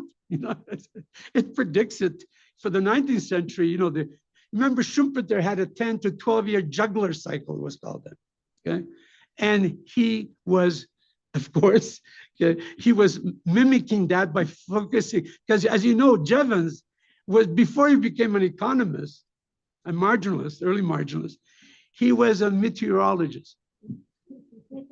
A meteorologist. So that's why he knew about sunspots and how they affect weather conditions. And it made some sense in the 19th century, where we had societies that were agriculturally based, not industrial or financialized economies like nowadays. You can never make any sense of it. But I'm saying, you know, there was some logic at least.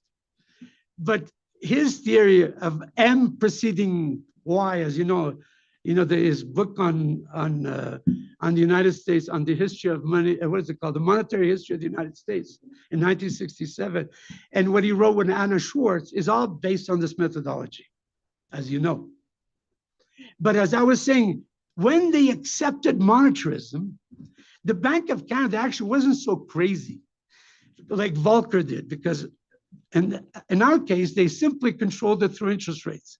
So they were just fooling people. They're saying this is money. We control M1, and if we control the growth of M1, we control the inflation rate, which they couldn't do actually. Initially seemed to work, then it went kaput, after.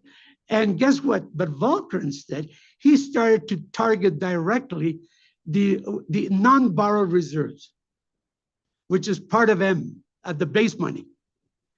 And interest rates went wild, at the time. Now we could get into the whole history of that. But I am saying this is, why did they believe in all that? Well, to be very honest with you, I met Paul Volcker maybe 2 or 3 times in my life. And in each case, it had to do with INET. The first time I was invited to speak at INET was at Bretton Woods in April 2011, I think, if I remember correctly, 2011.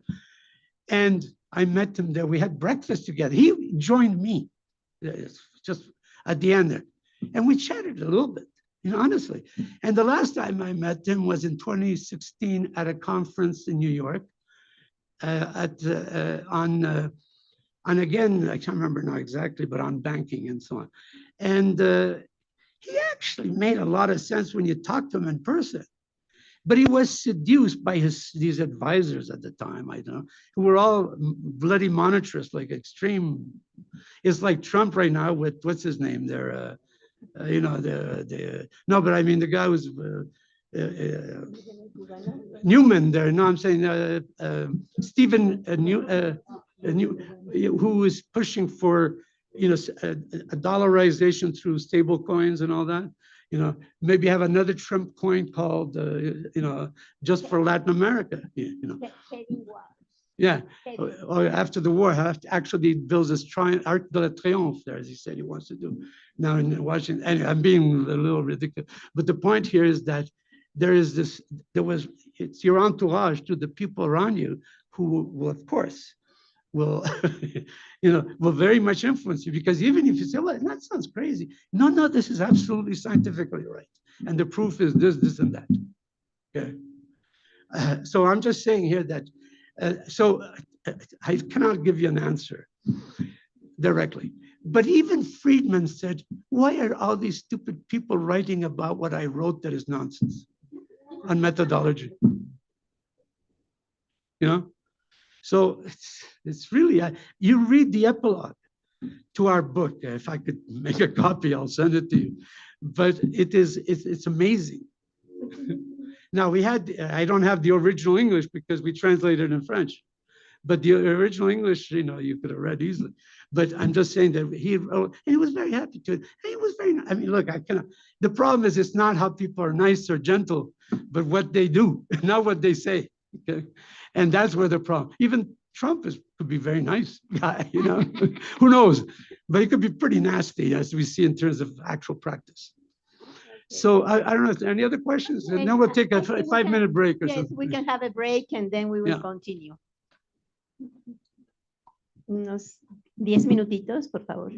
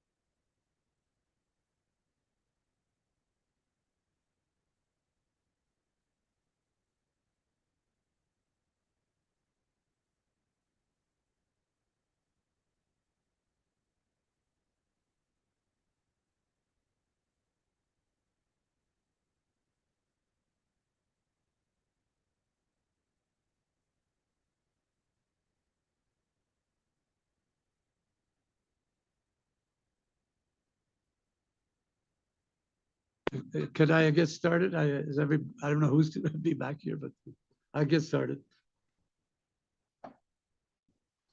Okay. We are, I wanted to review, as I was saying earlier, I wanted to review a little bit about this whole idea of what is money, because it is really at the foundation of the way in which people ultimately formulate policy and abuse people or not on the basis of these theories, essentially, on these views. I mean, the abuse, remember the gold standard, what abuse there was. We're thinking about the miners of Britain at that time, okay? And these are the sorts of issues, ultimately, that lead to a specific formulation of policies. They're all based on a certain vision. All the theories in economics that pertain, and all the debates in economics that pertain to macroeconomic policy, all of them start from a certain vision of money. All of them. And if you don't have that view right about money, you're going to end up believing anything. Okay? Basically. And that is why, as when we're talking about the Volcker example, fiasco, okay, it was based on a certain theory that clearly made no sense. It made no sense in the Middle Ages, in fact, but then at least they still used commodity money here, so to speak, okay, when they had coins in circulation.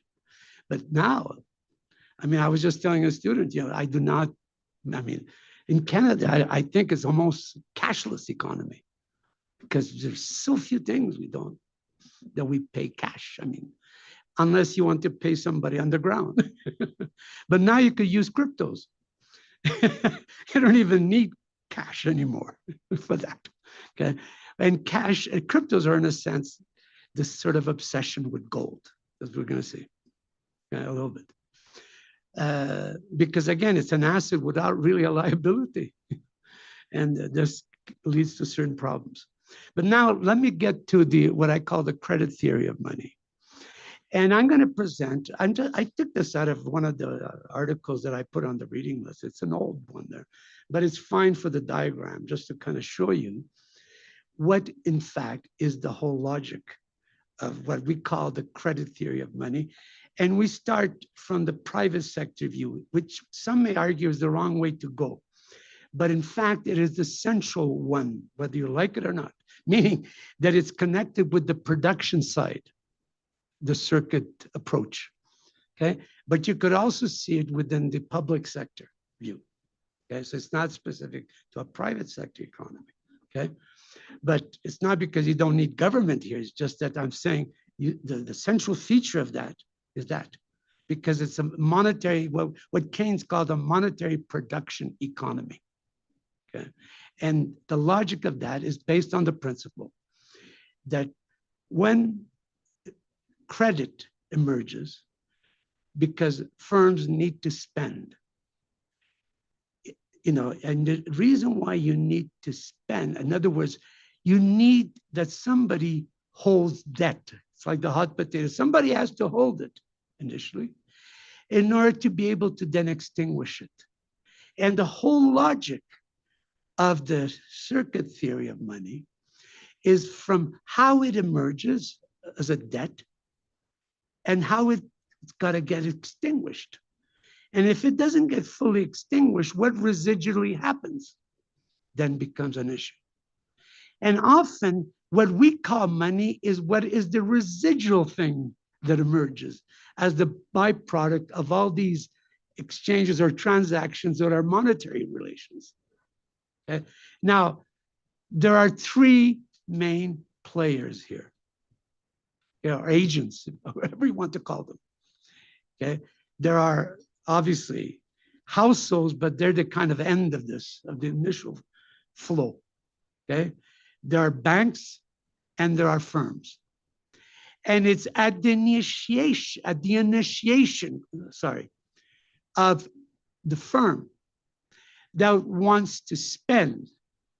Okay, that needs funds for the spending. Now you could say, well, no, they may have cash. It's true, but that cash is a result of some previous debt, as we're going to see, when you're looking at it over time, temporarily. Okay, so it could never, you cannot have one before the other. You cannot have the debt that then, leads to a credit. Not any more than like in the Keynesian world, savings determine investment or something. No, it's the other way around, because there's credit in the system. But it's the same logic here when it comes to the whole circuit of the money that emerges initially as a credit money. And how does it emerge? Let's start here. The firm borrows money. Actually, I'm going to forget this mouse to work here. Okay, so there's M here that is borrowed from the banks to pay wages. Let's assume it generates for income purposes. Let's say it's too hard. Usually in the very basic circuit approach that you find in books like Graziani, for instance, in 2003, Cambridge University Press, called the monetary theory of production. Just to take one example, but there are many. There are a lot of people. Our own article that I was quoting before, we go through the whole logic of it. Okay, but many of them. This one where I plucked this diagram from is also from an old article. And what we have here, so there's initial money advances that go to the firm in the form of credit money. Okay, we call it. This credit money then is spent to hire workers, let's say to pay wages, the wage bill. It could be for other things too. We could go through the whole bit here in a minute. But we'll go to the very basic logic. I've written a lot on this stuff on various issues. Okay, but just to get to the skeleton of it, let's call it. We could put the meat there afterwards more. But the basic skeleton is that they borrow the money, M, it generates YW, let's say wage income. Okay, and it goes to the households. Now, what do the households do? Well, the households, they are going to perhaps nowadays, if you think of American households, there's very low saving. Okay? It's very low, right? There's some. If you're wealthy, you could save, but if you're poor, you're in debt, basically. You're building up debt, as we're going to show. Okay, so there is households who, let's assume, in the old days, at least, before they had consumer credit at such a level, households would save something. So the rest they consume. So 1 minus SY is what they spend back, goes back to the firms, okay? In order to then the firm pay back M plus R, which is the interest that also has to be paid back on that, okay? Now we'll get to where that interest comes from in a minute, okay? Also, there's savings. SH goes down. SH is the household saving, okay? So let's assume they got $100 or something and they save 25, 25 rather, spend 75. As I said, nowadays it's much less than that, but whatever it is, they spend, save, and the savings here is going to go in. Normally, they put it either in the banking sector, it sits residually there, okay, which is going to be going further down into what we call, I have theta as a kind of symbol there, which is the bad one, as we'll see, which is either bank deposits or literally could hold it as cash. I don't even put cash because, as I said, it's so insignificant in more modern societies that it's not very important. At least where I come from, we don't use it practically, okay? But there is bank deposits still. From my debit card that I access, even here, it's on my bank deposits, okay? And that is a problem, as we're going to see in a minute, okay? So if it goes through the financial markets instead, if you purchase securities in the financial markets, then let's say in the form of, I put B here, like bonds or something, corporate bonds, okay? Then the firms are able to access that money again, right? And therefore, they're able to either by getting the revenues from the products that they sold to these households collectively, or because they're able to capture their savings of these households in order to ultimately, okay, pay back the principal of M plus the interest on it, R, M. Okay? And the circuit is closed that way. There could be a non-closure of the circuit if the actual holdings of bank deposits are significant, because then it's like cash almost in the system. It's not going back. Do you have a question or do? Yeah, could you please, I guess I missed The top one? Yeah. I'll get to that in a minute. Okay. I purposely left it. You're going to see in a minute. Because the bottom one is easy. Now you can see. So think of it, there's a drainage here. So if you're holding bank deposits or cash, it's not circulating anymore, and it's preventing, therefore, the circuit from closing, in a sense, from being able to extinguish that debt that was originally incurred by these firms to the banking sector. Now, the question is, so whether it's cash or even bank deposits, it's really not the issue, okay? But it's even worse with cash, in a sense. And in fact, as many of you know, okay, in the 1930s, in those days, they were talking mostly about putting cash in the cookie jar, because they didn't even, when they had the banking crisis of 1933 in the US, of course, nobody wanted to put the money in the bank anymore even, okay? So this is even worse here now with cash. But even with just bank deposits, it breaks the circuit in a sense. It's an impediment to the full circulation here, okay? And there are consequences, obviously. Now, the other one is the top one, yeah, because remember, where the heck does the interest come from? It's just come out of thin air. Well, the answer is banks. They also have some of that money that appears. It's either in the form of interest on deposits. They pay. They may not pay on, as you know, now if it's whatever demand deposits, as we call them, there's no interest payments on it. Okay, but they hire the workers in the banking sector and the financial sector. They spend as well. It's not zero. Okay, so some of that goes back in the form of interest payments to depositors or whatever, okay, in the financials, or indeed in the form of, as we were saying there, okay, if they are paying their own workers and so on, some of that is feeding back. But it's a small amount, relatively speaking. But it's not insignificant though. Absolutely not. So it's the difference. So the banks make the differences on the interest spread primarily. Traditionally, that's where they made their money. Okay, that's not the case nowadays anymore, because they charge for all kinds of things, service of all kinds. Okay, but because now it's so computerized that it's easy for them to be able to charge you for anything, literally. Okay, in the old days, it was very difficult to do the bookkeeping. When I got my first bank account, in those days, no, they couldn't. They just, they paid us something on my bank account. I had $100, whatever. Okay, and that's it. So most of their income came from the interest spread, the difference between the interest they charge on the loans relative to the interest they pay on the deposits. Now, it could be zero or it could be positive. It could be there on certificate of deposit. There's all different types, okay, as we know. Okay, and those make up so the difference is what we call the interest portion of the revenues, the traditional income of the banking sector, if we could call it that. Well, today, look, over the last 20 years, I remember looking at it a while back, and in Canada, about 50% were from these interest, the interest spread.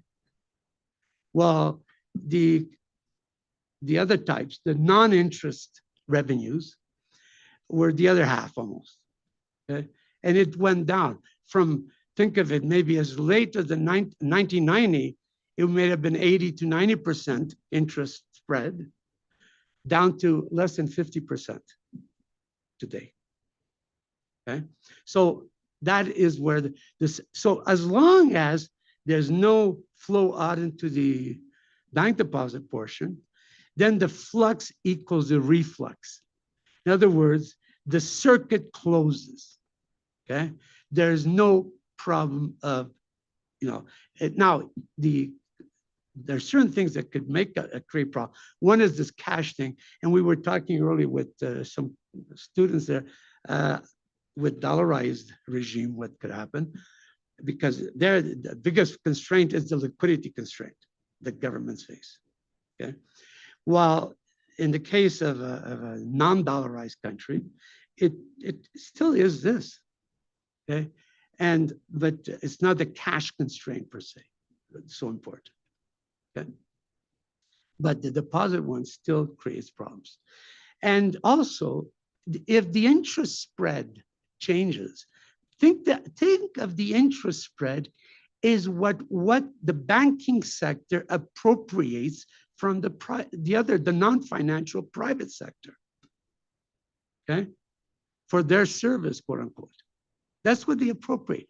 If that spread widens, it makes more difficult for the system again to complete itself, to close, okay? And it forces, in this case, more borrowing. So if they cannot close because they cannot pay the interest enough, okay, then the businesses will either they close, or they will perhaps, they will appropriate part of the assets of that firm. Historically, depending on regimes out there, like Germany, there was more connection between the banks and industry than, let's say, the British system. And so you have different institutional arrangements that exist in terms of how they share in grabbing private sector through their profits that they make. So it's not insignificant, that spread. It makes a difference, okay? And I wrote a paper that came out in a festschrift in honor of Graziani, literally, where I tried to estimate empirically how these interest spreads can change fundamentally the way in which they impact on economic activity. The wider they were going, the more probability that you'll get into a more depression or recessionary environment, where economic growth slows down more, because what they're doing is appropriating, but there's no injection back in the system, because they're just appropriating assets of the private sector. Yeah. So it's very critical, because rentiers don't spend much, okay, relatively speaking. And banks, the rentier form is the interest that they collect relative to what they pay out, okay? Even though they're firms rather than an actual individual, yeah, rentier, a la Keynes or whatever. But that is the important thing. So that's the circuit, that what we could call the private sector kind of logic of the circuit. And as I said, it's very important, because we're going to see the whole notion of endogenous money has to do exactly with this, which is that money is created and then it's destroyed at the end of the circuit, so to speak. Okay? Think of it as like a mushroom that pops out and then it dries up and dies the next day or something. Okay? But during the process, you could eat it and it makes good things for you if it's not poisonous, of course. Okay?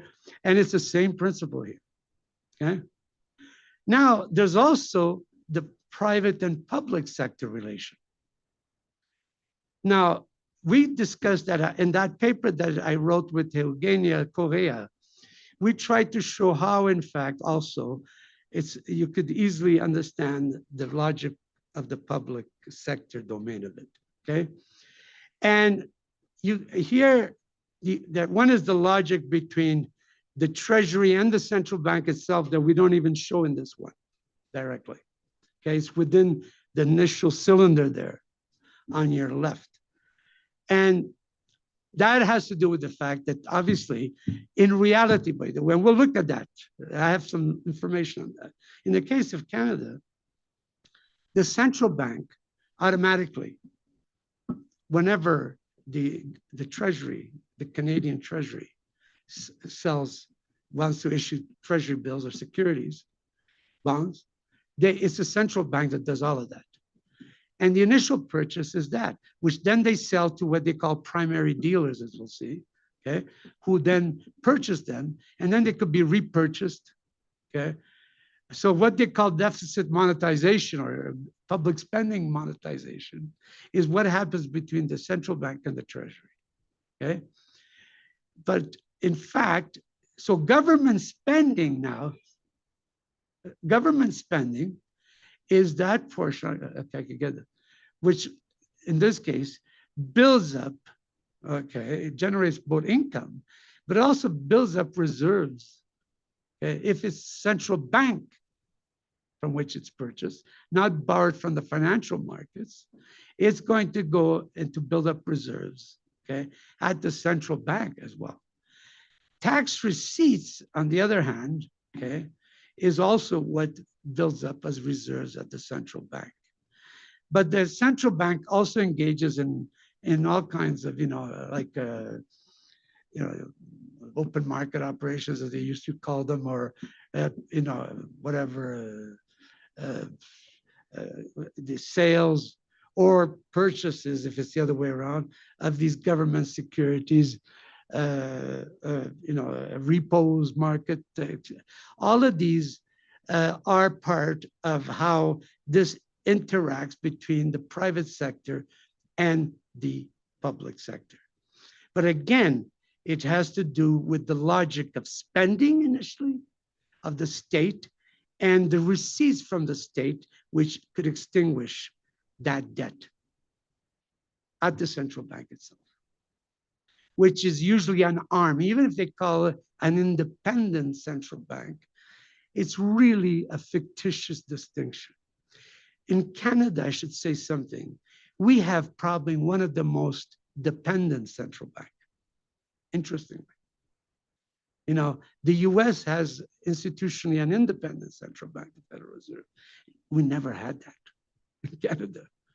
And it's worked just as fine. It doesn't make any sense, in fact. We'll get to that later. Okay? But just to show you that you could work through the consequences of all this here.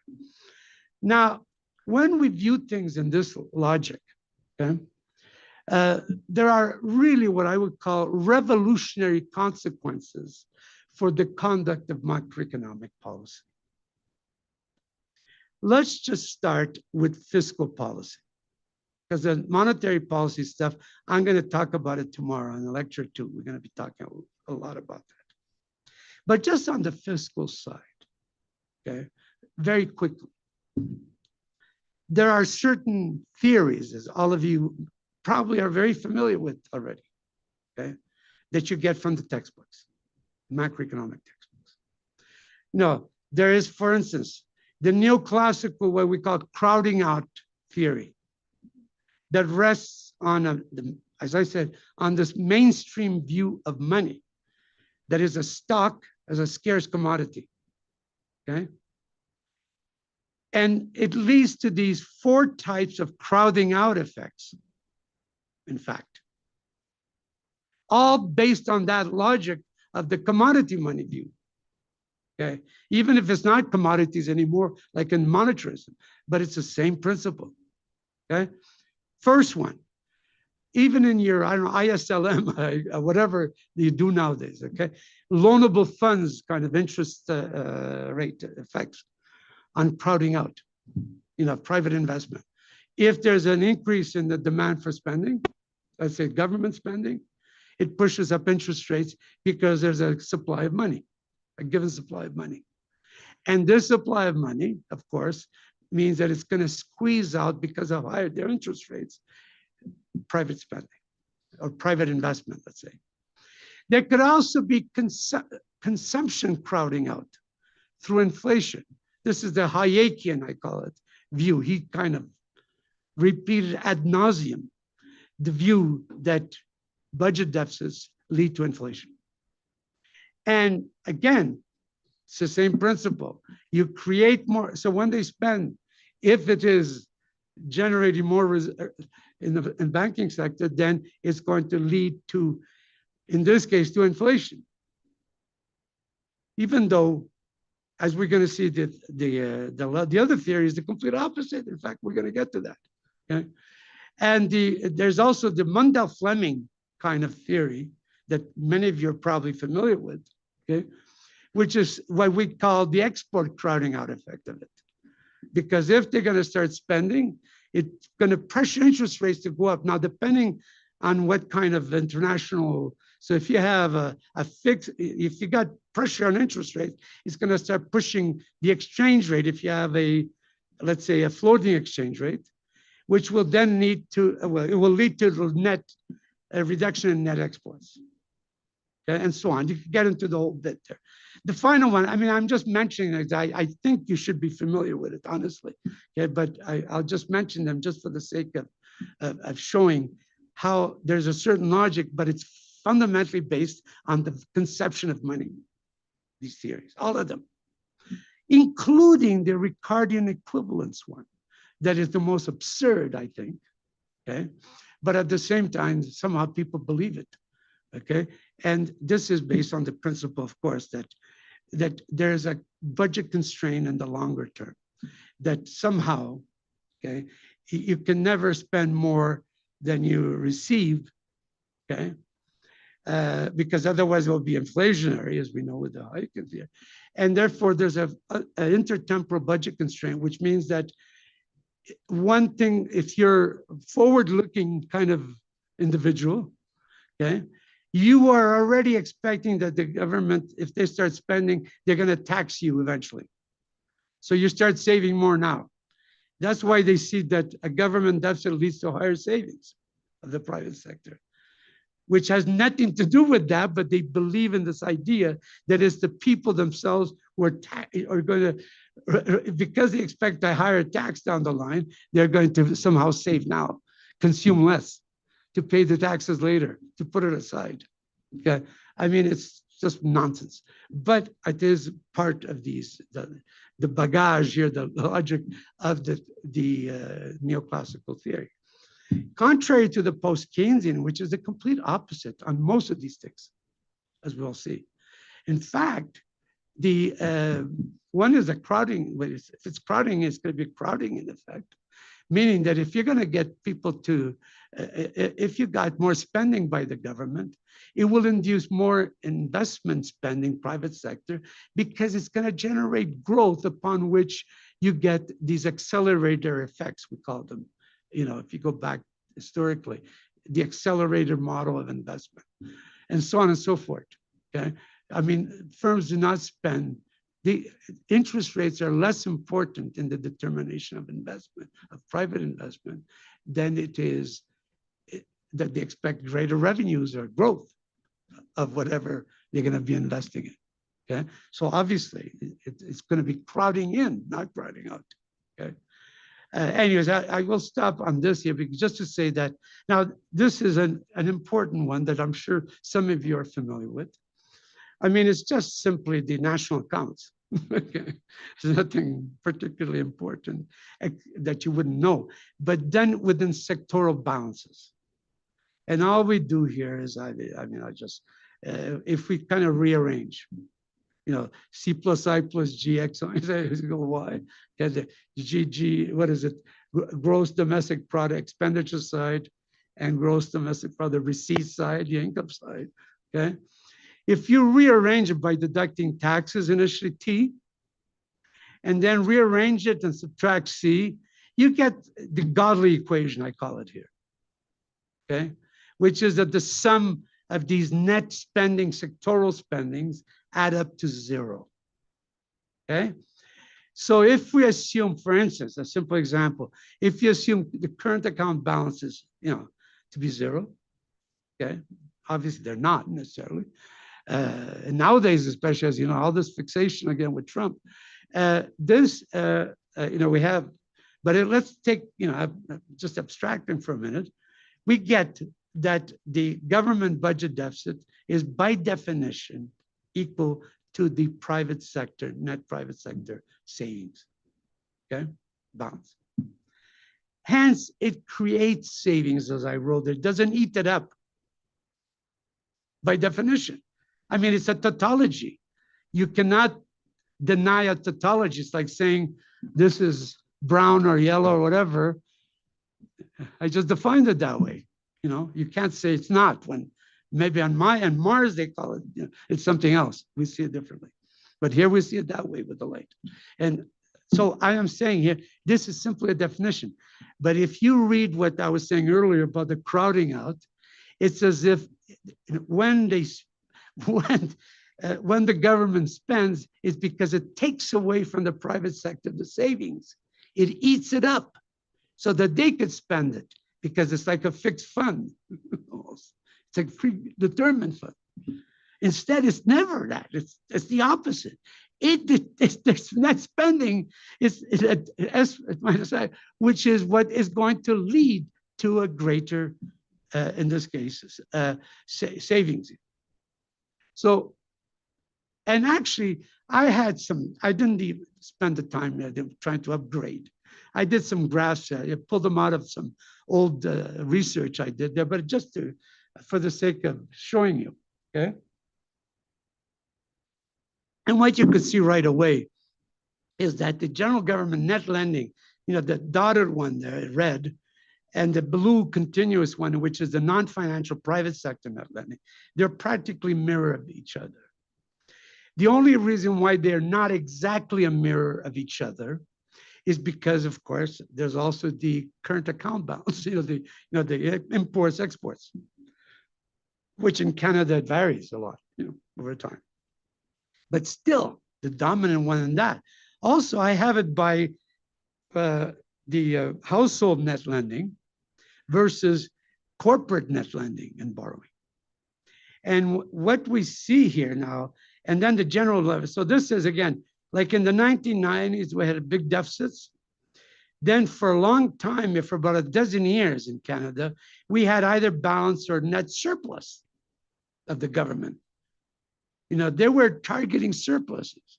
Now, there's a whole history behind that. Okay, I won't even try to get into it right now, unless you have some questions. But I'm just saying that. And then it went back into deficit, obviously, with the financial crisis. Okay, and then, of course, with COVID, it went down, like in 2020. Then it went back up. Okay, so this is the government deficit. Okay. And on the other side, though, if you look at the household versus the corporate sector, it's interesting, the dynamics. Because the corporate ones in the old days, they were the ones that went into debt. So look at that. This would have been, in this case, the corporate sector. But then they were getting a lot of surpluses. So what were previously, the corporate sector was a net borrower, became a net lender, which shows a little bit of how financialization works here. Because if the corporate sector, business sector, is not spending enough, think of the Schumpeterian view of this hero entrepreneur who goes into debt and spends in order to create new techniques and so on. Well, this is not what we see there. Okay? They were spending less than what they were getting in revenues. And therefore, the whole logic in this case is how could you then secure more risky they were investing in the financial markets. And we know this happened in the United States as well. This is where was feeding the whole thing with the global financial crises at the time. And indeed, they never went deep into it.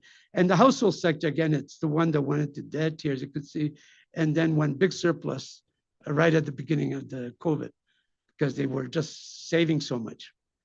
Okay, not only because the government was spending more, but also because they couldn't spend their money. You couldn't go to a restaurant anymore in 2020 or whatever at the beginning. Now, I didn't go further in 2020 in this one, but you could imagine, you kind of continued, and then finally it came back down. Okay, but the point I'm making here is that you can look at through the dynamics of sectors. Okay, but the key one is this, because it obviously tells you the opposite of what the neoclassical theory says. Complete opposite. Okay. Oh, and I have I forgot about this. I did have some data that I have that I did for an article, I think for you, Alicia, in the paper that I had presented.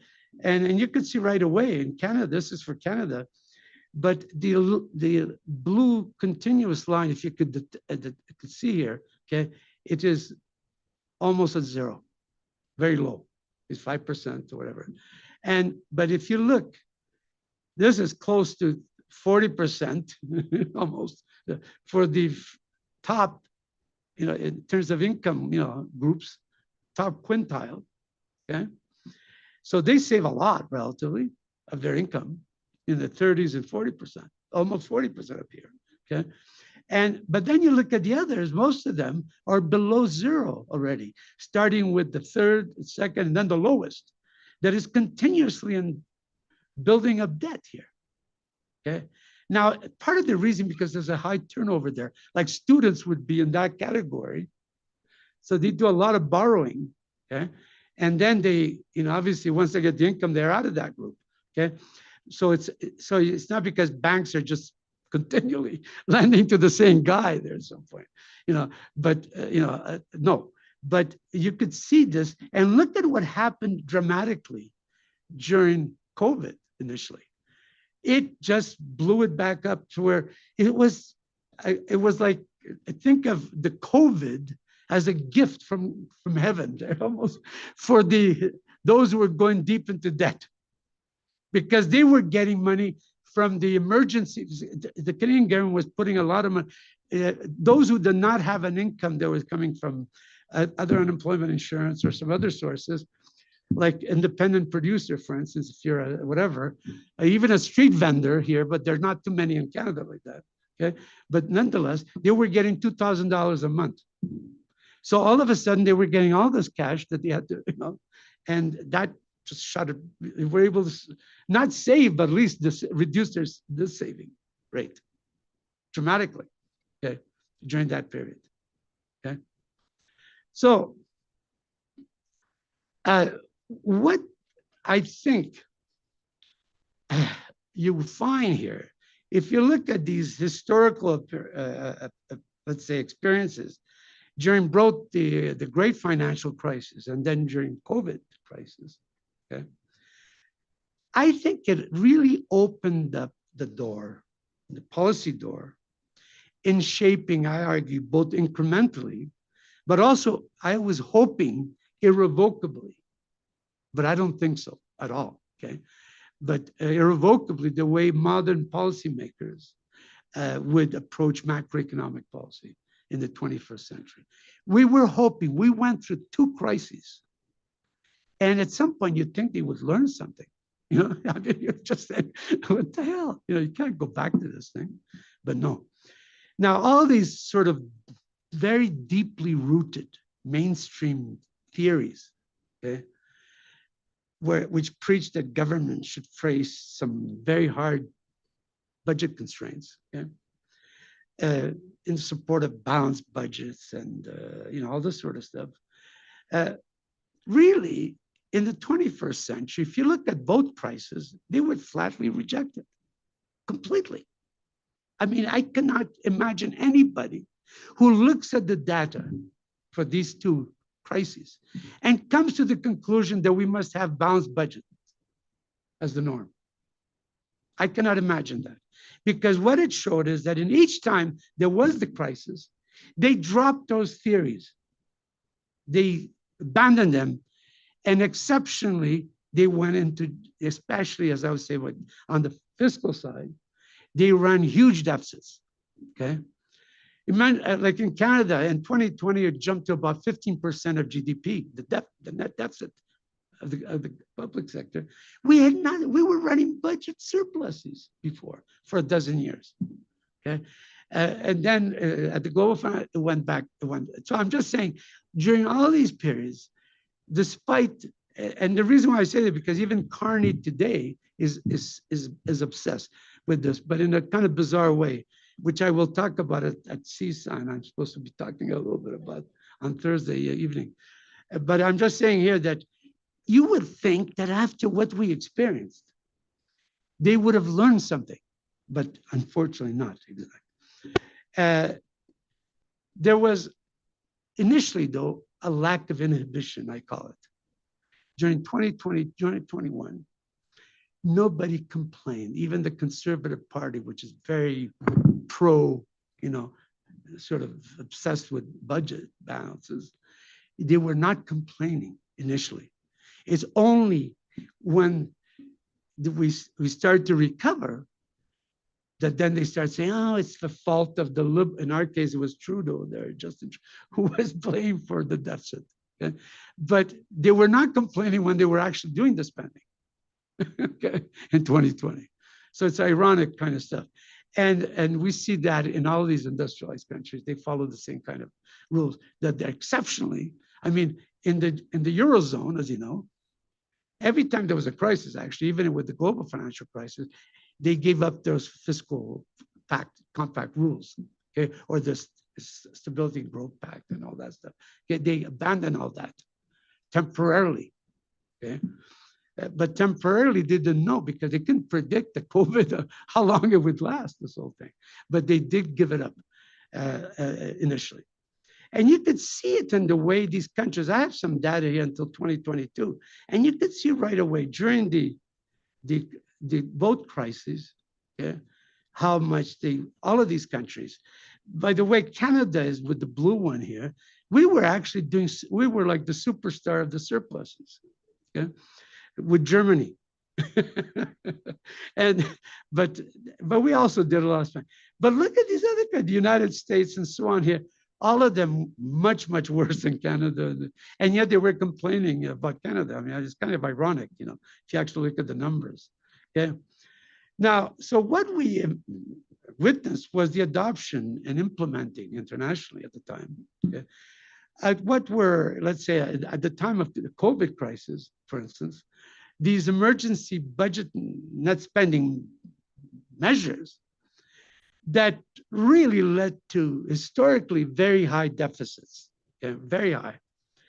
And this is the case starting, let's say, especially if you look at the both the global financial crisis between 2008, 2009, during that period, there was huge spending going on, net spending, and there were no complaints about it. The banks were not complaining, they were being bailed out in the case of the US. Not in Canada, we didn't have a crisis at all. Yeah. It's the irony of it, you know. But in the case of the COVID, it was starting in March 2020, all of a sudden, big spending. Then they engaged, and we're going to see with quantitative easing and all kinds of stuff. All of that during this period, okay? And nobody initially was complaining until when? Until the beginning of 2022. Or the end of 2021 when we started seeing the pickup of inflation. There was initial pickup. Why? Because there were problems of bottlenecking, as we all know, supply chain problems. China was still closing up at the time. So there are all kinds of problems that they faced. And this led to these important changes. But until the end of 2021, we did not have any real concern being expressed. At least in my country, nobody was complaining about it, okay? And now, what we see, in fact, starting with, for about 15 years, I would say, in both the United States, we see some in Canada, but not as much. It's later, in fact, and during COVID mostly, that they start engaging in what is sometimes referred to as quantitative easing. And why is this an issue? I bring it up because it is one of these sort of policies that were adopted that was seen initially, like for instance, during COVID, during a crisis, as a substitute to government spending. And it was used as a way, literally in what I call the monetarist logic, okay, to engage in stimulation. But it didn't work that way. And that's why I'm going to try to give you a different storyline. Okay. Now, first is the mainstream view of it. All of you know quantitative easing is the purchase by the central bank of, securities in the financial markets, purchases of bonds, corporate securities, all kinds of securities, even corporate, not just government securities, okay, in the financial markets. And what does that do? Well, if the central bank purchases it, it creates reserves okay, at the central bank or in the system. It generates all these reserves in the banking sector, most importantly. Okay, not just central bank. And what does that do? Okay, by giving up these reserves. If they purchase these, they are issuing now liquidity in the system. And the whole idea behind that is that this would stimulate through kind of pure monetarist theory. Remember, the monetarist theory starts from the base money, the reserves. You create more reserves, and then that leads to spending, generates increase in the money supply, and therefore people spend more, and it could generate inflation even. But if you're in a big recession, it may not be so inflationary initially. Okay, so that's the logic. Now, this is the question: is that the way it works? And I don't believe in the monetarist theory, and it's not just based on kind of religious belief of it or something. It is based on the way in which it has been proven. You know, I remember when I was a graduate student, they were finding that there was no causality when they did these. In the old days, they did the Granger causality test, okay? And they were not able to find any such causality, because it's an endogenous variable, even the reserves in a sense. And what is important here, therefore, if it didn't stimulate it that way, what did it do? Well, before we get into the exact nature of it, I must tell you, and I think this is the case also for the Mexico example, but in Europe, some of you might be more familiar with it as well. But I won't talk about Canada yet, but I'm just saying, even in Mexico, but certainly in Europe, that you may perhaps, that I know more about for sure, okay, than here, you will know that when they adopted QE, it was allowed, okay, at the time, and they started it in 2015, not before. And there was a fight, literally a legal fight over this for years, okay, especially by some German groups at the time were fighting it because they were saying that this would lead to inflation, what they were doing, okay? And in fact, obviously it did not lead to inflation, I would argue, at all, okay? But what did it do? It was, to me, a kind of indirect way of doing financing of government spending. How? I'll discuss in 1 second. But just to take note here, what is QE? It's the purchase of securities in the secondary market for these assets, okay? So what does that mean, secondary market? It means that they have already been purchased by the primary dealers that deal directly with the central bank. Let's say in Canada, it is with the Bank of Canada, that is the one that handles the treasury, for the treasury, you know, these purchases and sales of bonds and whatever, treasury bills. And so in the primary market, for the neoclassical theory, this is referred to as monetization of the deficit. I am sure you've come across that expression, of course. And that is inflationary, as we know, according to the theory, the monetarist theory and so on, because it generates all of a sudden base money increase, okay? But if you do it in the secondary market, it's like reusing the same reserves now, okay? So that there's no net monetization, quote unquote. But I have argued that this is really a bit of a, let's call it, a fiction, okay? Because actually, I'm trying to figure out where did oh yeah, here's where I want to talk about this, Derek. I just skipped something, but I might go back to it. I'll give an example, okay, now, and just to understand what we're talking about here. If they engage in quantitative easing, as they were doing in Europe, starting in 2015.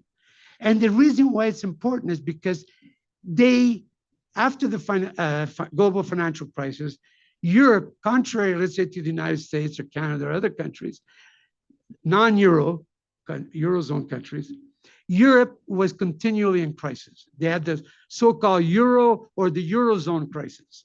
I am sure some of you are familiar with the debates going on, to the point, and it's at the time was in 15 or whatever, that Mario Draghi, then who was the president of the ECB, who said that I'll do whatever it takes in order to protect the euro at the end.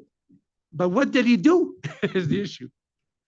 Well, they did exactly what they were not supposed to do, according to the Maastricht Treaty, I would argue. Okay, and that's why they were being brought to court for that. Okay, and what were they doing?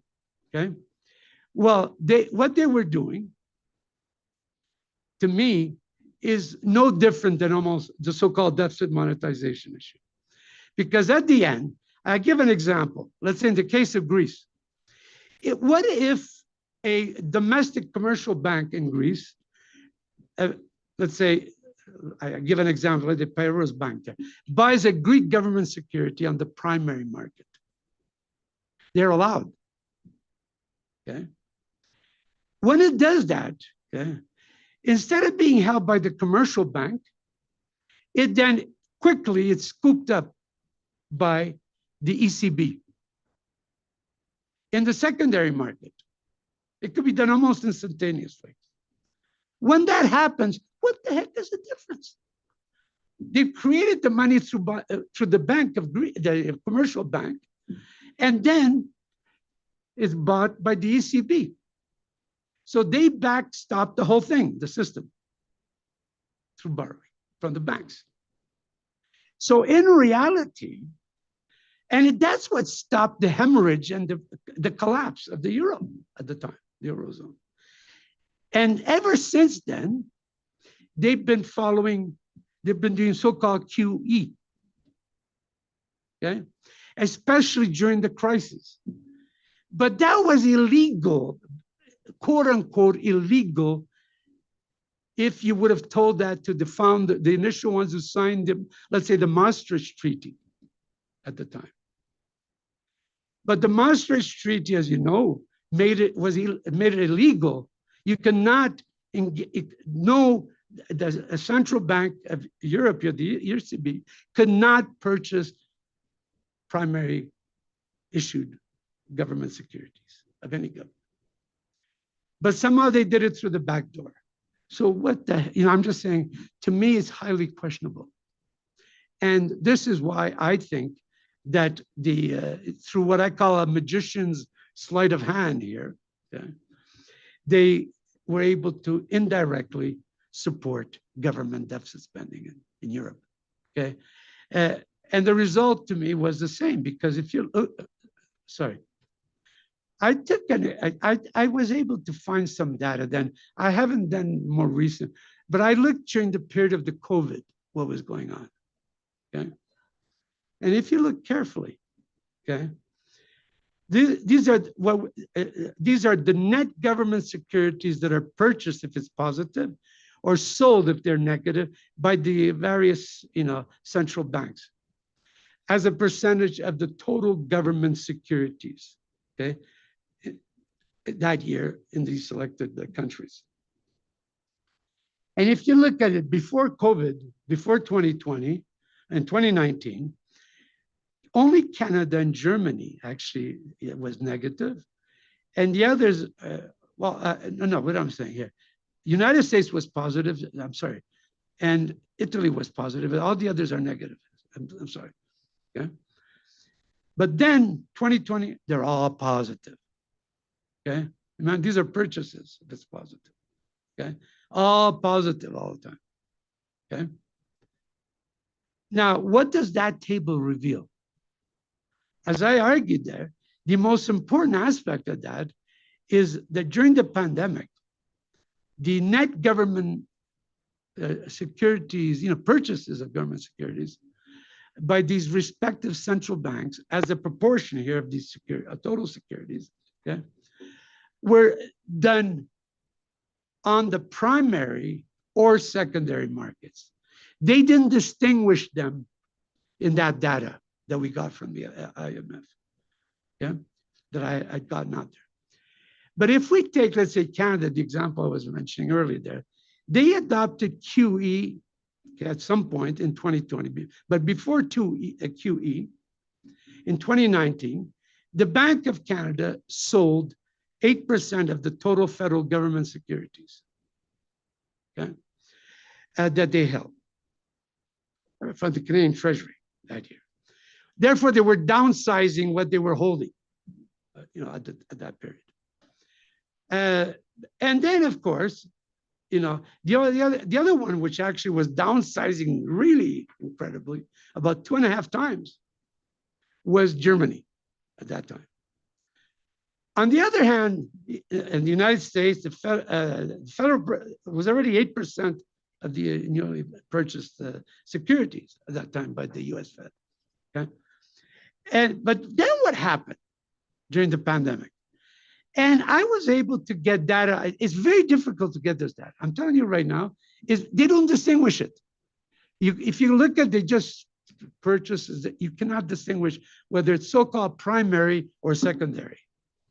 But if you look at, this is for 2021 that I had. And what it showed is that the primary, which are the red, is what they were purchasing during that period in Canada. Okay, so it wasn't zero. And the blue here, or the green, whatever it is, that one is, of course, what was the QE at that time. Okay, so that is the key here aspect of what was going on during that period. Okay, so in reality, and that's why I want to, I'll go through the whole bit here in a minute in terms of my concluding remark. But what it says is that what they told you and the fiction of how QE works, which is through the monetarist channel directly, somehow more money, therefore, base money goes up, then money supply, then spending. Okay, that's not what's going on. In fact, I did studies on that, really detailed studies, which showed that when they were doing QE, bank lending was actually going in the opposite direction, which means that, because it's a crisis period, it means that the private sector spending was not being financed as much, contrary to the monetarist idea that if you build up more reserves, somehow that would lead to more. Reserves was going that way, but bank lending was going this way, private bank lending. So it cannot follow that logic. But what it did is that it gave them a way to be able to, especially in Europe, where it's illegal to engage in financing of deficit spending of the government, that they were able to do it, I would argue, indirectly through the back door, in a sense. Okay, so let me just summarize what we've tried to emphasize here, and then we could take and have some discussion, some more. Money, as I say here, is not a commodity. It never was. Gold, that is some sort of scarce commodity. Okay, it's not. On the contrary, money is an endogenous outcome of a creditor-debtor relation. In order to do what? To meet the financing needs or requirements, okay, of either the private sector or the public sector. And it is done through what sometimes, famous economist James Tobin in 1961 or something referred to it as a stroke of a pen. Well, nowadays you just punch a computer key, okay? And you're able to create money, so to speak, okay? With little or almost no real resources used in the process. So it's not like mining gold or mining cryptos. If you think of nowadays, they're pretending to do the same thing. Okay, now we'll get to that. So it is through the actions, rather, of the private commercial banks or through the central bank, okay? It then leads to these endogenous monetary creation or destruction, because it could go the other way too. Of course, I mean, it could lend less, okay? Then it reverses the sequence of our circuit, okay? And it's then, as I said, through the loan-making, deposit-creating capacity of these private banks, or through the actions of the central bank in interaction with the treasury. That's how it happens. And for a system, a capitalist economy, to grow, okay, within, you know, the kind of logical structures that we have in our present institutional structure, I would argue that there must be at least one sector. If you look at these balance sheets, remember I showed you 3 sectoral balances, okay? There must be at least one sector that must go into debt for the money to be created in order for the whole spending process and growth to take place. Somebody must first bite, so to speak, or hold the hot potato for the system to then grow. What is a net deficit, therefore, for one sector necessarily becomes a net surplus or the net income of the other sector on the revenue side all the time. They are just mirrors of one another. In a monetary capitalist economy, budget deficits are, as Alain Paguez used to call it, the existence condition for private sector saving. Hence, within a dynamic economy, government net spending is crucial, is absolutely critical to capital, you know, for capital accumulation, for private sector capital accumulation. It cannot be otherwise. And you will not find me a society where there's no government and there's private, somehow it just happens. I wouldn't even think you find that in Neanderthal world, okay, probably, okay? But yet we have this kind of belief. There's a private, pure private economy that has all these things happening. And the public and the private are not conflicting. They're complementary, especially when it comes to public investment. You need to have public investment in order for private sector to grow, because the private sector will never take those decisions to build a bridge or something, usually, in order to then get a region to be exploited for mining or whatever it is, okay? It won't happen. You need, and they're complementary. And there are lots of work that used to be done on that at one time, showing how, in fact, private, well, in this case, private investment and productivity growth as well, okay, is determined by how much public investment in an economy, okay?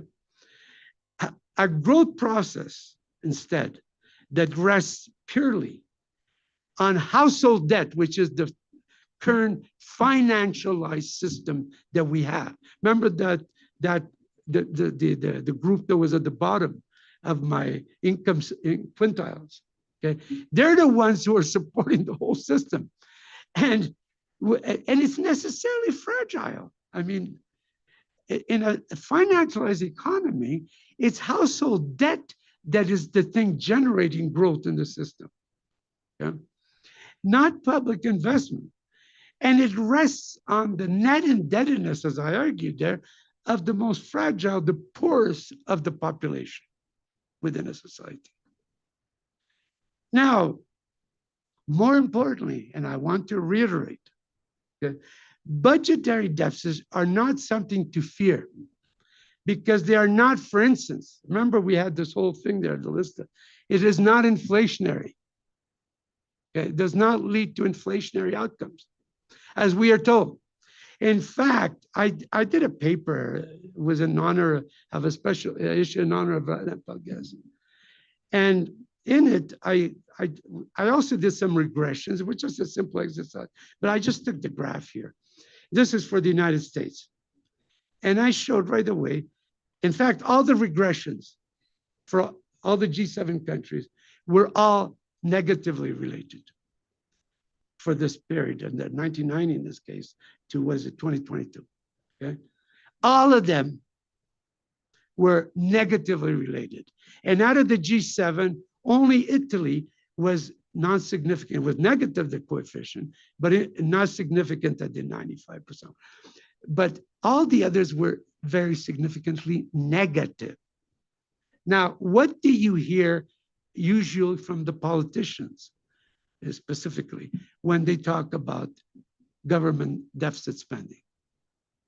They will tell you that it is inflationary if we persist. Yet, if you look at just this graph, it shows you that governments, now that it's, I should warn you, I purposely had done it that is, when there's a deficit, it's plus, and when it's the sign is in reverse. So I want to show you the negative relation there, okay? Otherwise, you'll get even more confused almost. But think of it, when the blue line there goes up, that's when it's running a big deficit. But look at the inflation rate, like it's going down the other way, usually, okay? Even during the COVID, okay? It's only after when the government deficit as a share of GDP was falling that you start seeing inflation going in the opposite direction, okay? Yet, if you listen to our own conservative leader, in our case there, he's blaming the government for the inflation that we had, okay? Yet, for after 2020, it's been going down all the time, the share. It makes no sense. And yet that's when the inflation started to rise after it was going down already, okay? Because it was only in 2020 that it peaked. Then it started to come down as the economy grew. Now, the distinction also between the so-called deficit monetization and quantitative easing is also extremely blurred, as I say there, okay? Deficits are not necessarily inflationary. I mean, they could be if you're in a full employment economy. At some point, you're going to hit what Joan Robinson used to call the inflation barrier. But most capitalist economies have persistent high unemployment as the norm. So before you get to that full employment, you got a long way to go usually, okay? And therefore, it will not be inflationary, regardless of how it is financed, whether it's monetized, quote unquote, or so-called non-monetized, or QE, or whatever you want. It doesn't happen that way, okay? And unlike countries that still have their own sovereign currencies like Canada, UK, US, even Mexico, you could argue, but it's a little more complicated here, the story. Elsewhere, quantitative easing made it possible via the back door to circumvent, like the European treaties that prevented governments, okay, from borrowing from the central bank. They did it indirectly, I would argue, and prevented the crisis that could have been a very bad one at the time. That's in the case of COVID, okay? But all of that because of all the stupid distinction they make, okay, and the way in which, you know, these securities are sold, as if it makes a big difference. Actually, if anybody knows how it actually works, there are primary dealers that the central bank defines. These primary dealers that then, you know, they get a cut, you know, a commission, okay, and then they sell it to others, okay, or to you and I could hold a government security, but you know, I'm just saying, yeah. So, I mean, what difference does it really make? You could argue whether it went through an intermediary or not at the end. Okay? It's all doing the same thing. Okay? Now, the difference here, though, is that QE is purely at the discretion of the, let's say in the case of the ECB, it chooses it. But it hasn't stopped doing that since 2015.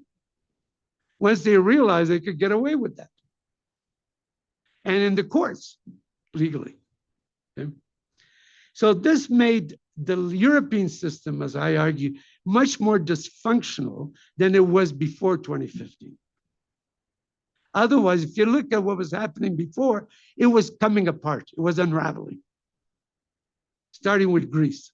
And then all the southern flank, Italy, Spain, Portugal, and so on, all of them were being torn by this, because there's a big problem in terms of the trade balances between the, let's say, the northern countries, especially Germany, and the southern ones, but also because the speculative money was all going towards Germany banks.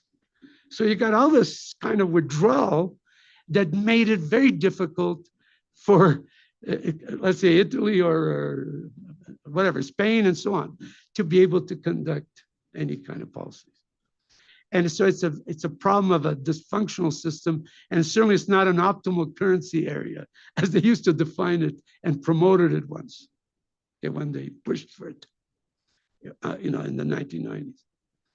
And there, but it's a very, what I say, a very clumsy way to run a monetary system, okay? Where the original intent was actually to make governments, the state spending, a hostage, basically, to the financial markets. That was the whole intent. You want to tie the hands of the state, and dollarization does a little bit of that too, as we'll discuss. But again, there are ways to get out of it, and we'll get to that.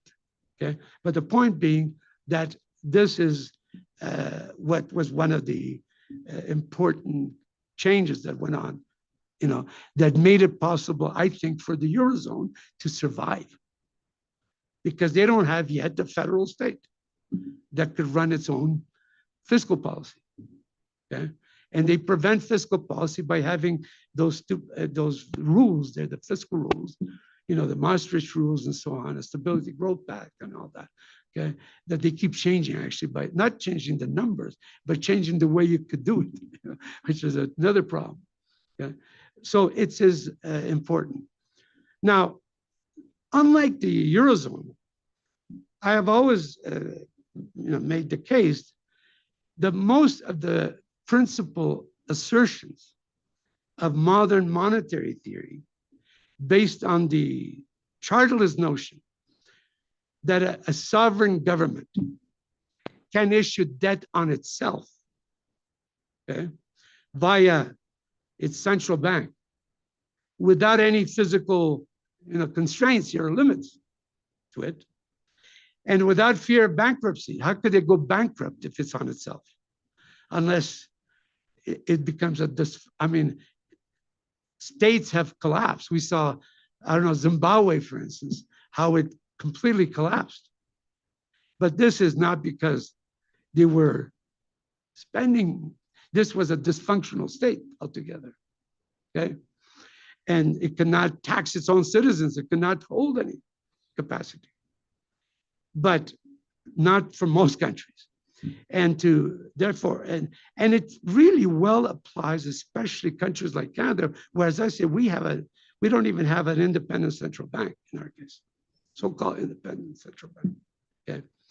Now, in fact, first, the Bank of Canada, in our case, is clearly, as I said, not like the US Fed or even the Banco de Mexico.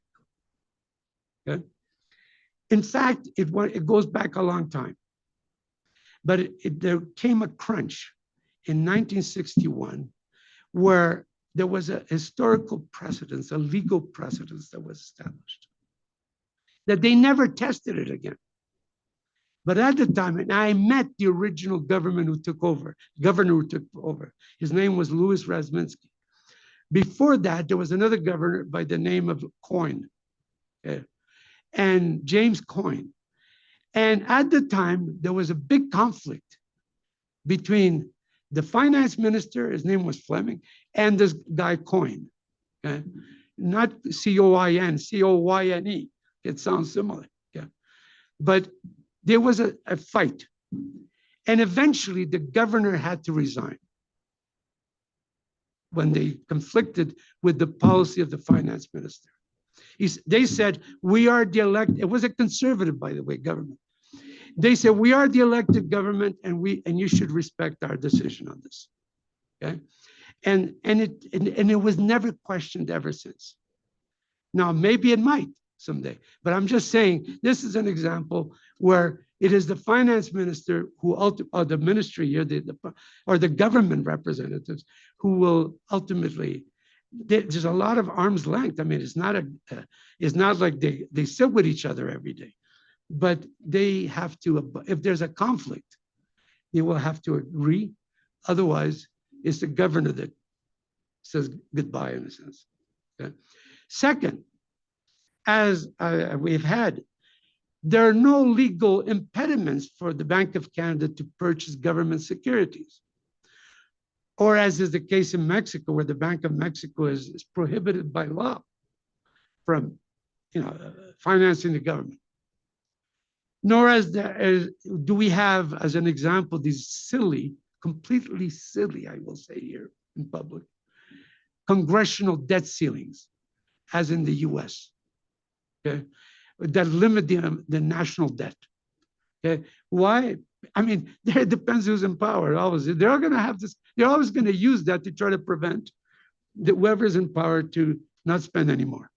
That's all it is, and it's just a gimmick. It's a way to engage in other forms of fighting, but it's not of any use because we know that the U.S. government, through its central bank, cannot go bankrupt. So why do we have a debt ceiling? What does that mean? For what? It's inflationary. It's not inflationary, what I was showing you. Okay? Otherwise, the United States would be the most inflationary government in the world, a country in the world. Okay? And they have huge public debt and big deficits, more than Canada's already. So third, okay, throughout the post-war period, except for a very short period in Canada in this case, between 1962 and 1970, when we adopted a fixed exchange rate with significant bands though, okay, in Canada. It always, in fact, even before, like since the second, only during the war did we fix it for a short period. But then after the war, so from 1950, except for 8 years, or not even almost, between 62 and May 1970 to be exact, Canada has always floated its currency. Always. Okay. In fact, during the Bretton Woods era, it was seen as a kind of maverick.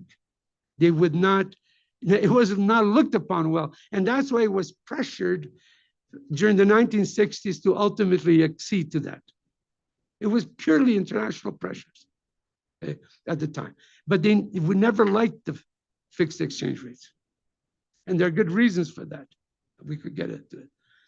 That indeed, since 1998, after the tequila crisis and all that, where they did intervene a bit, 1994 and so on, okay?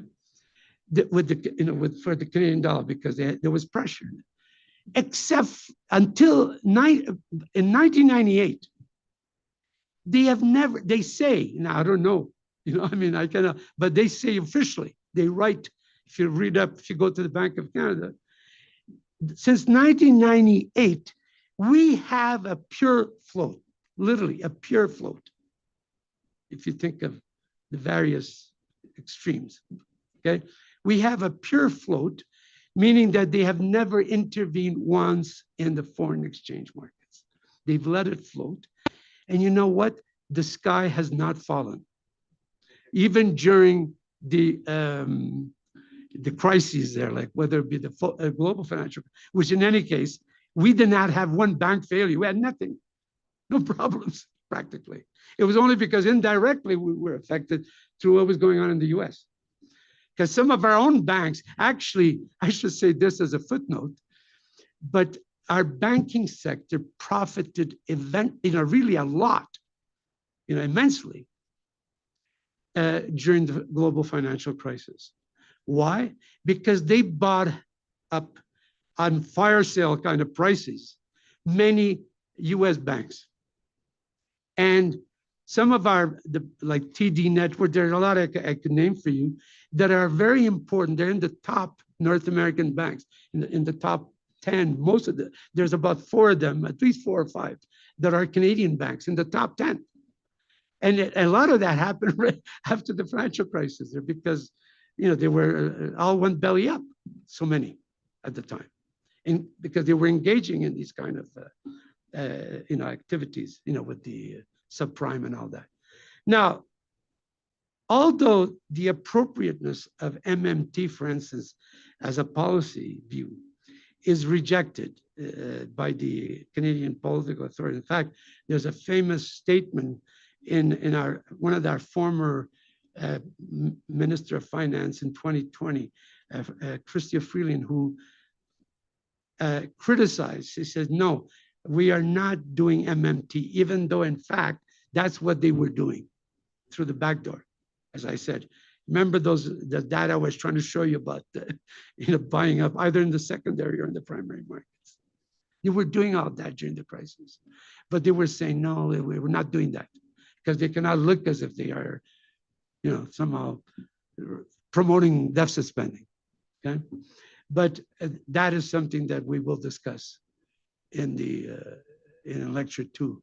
So at this point, I'll just take some questions that we will get out.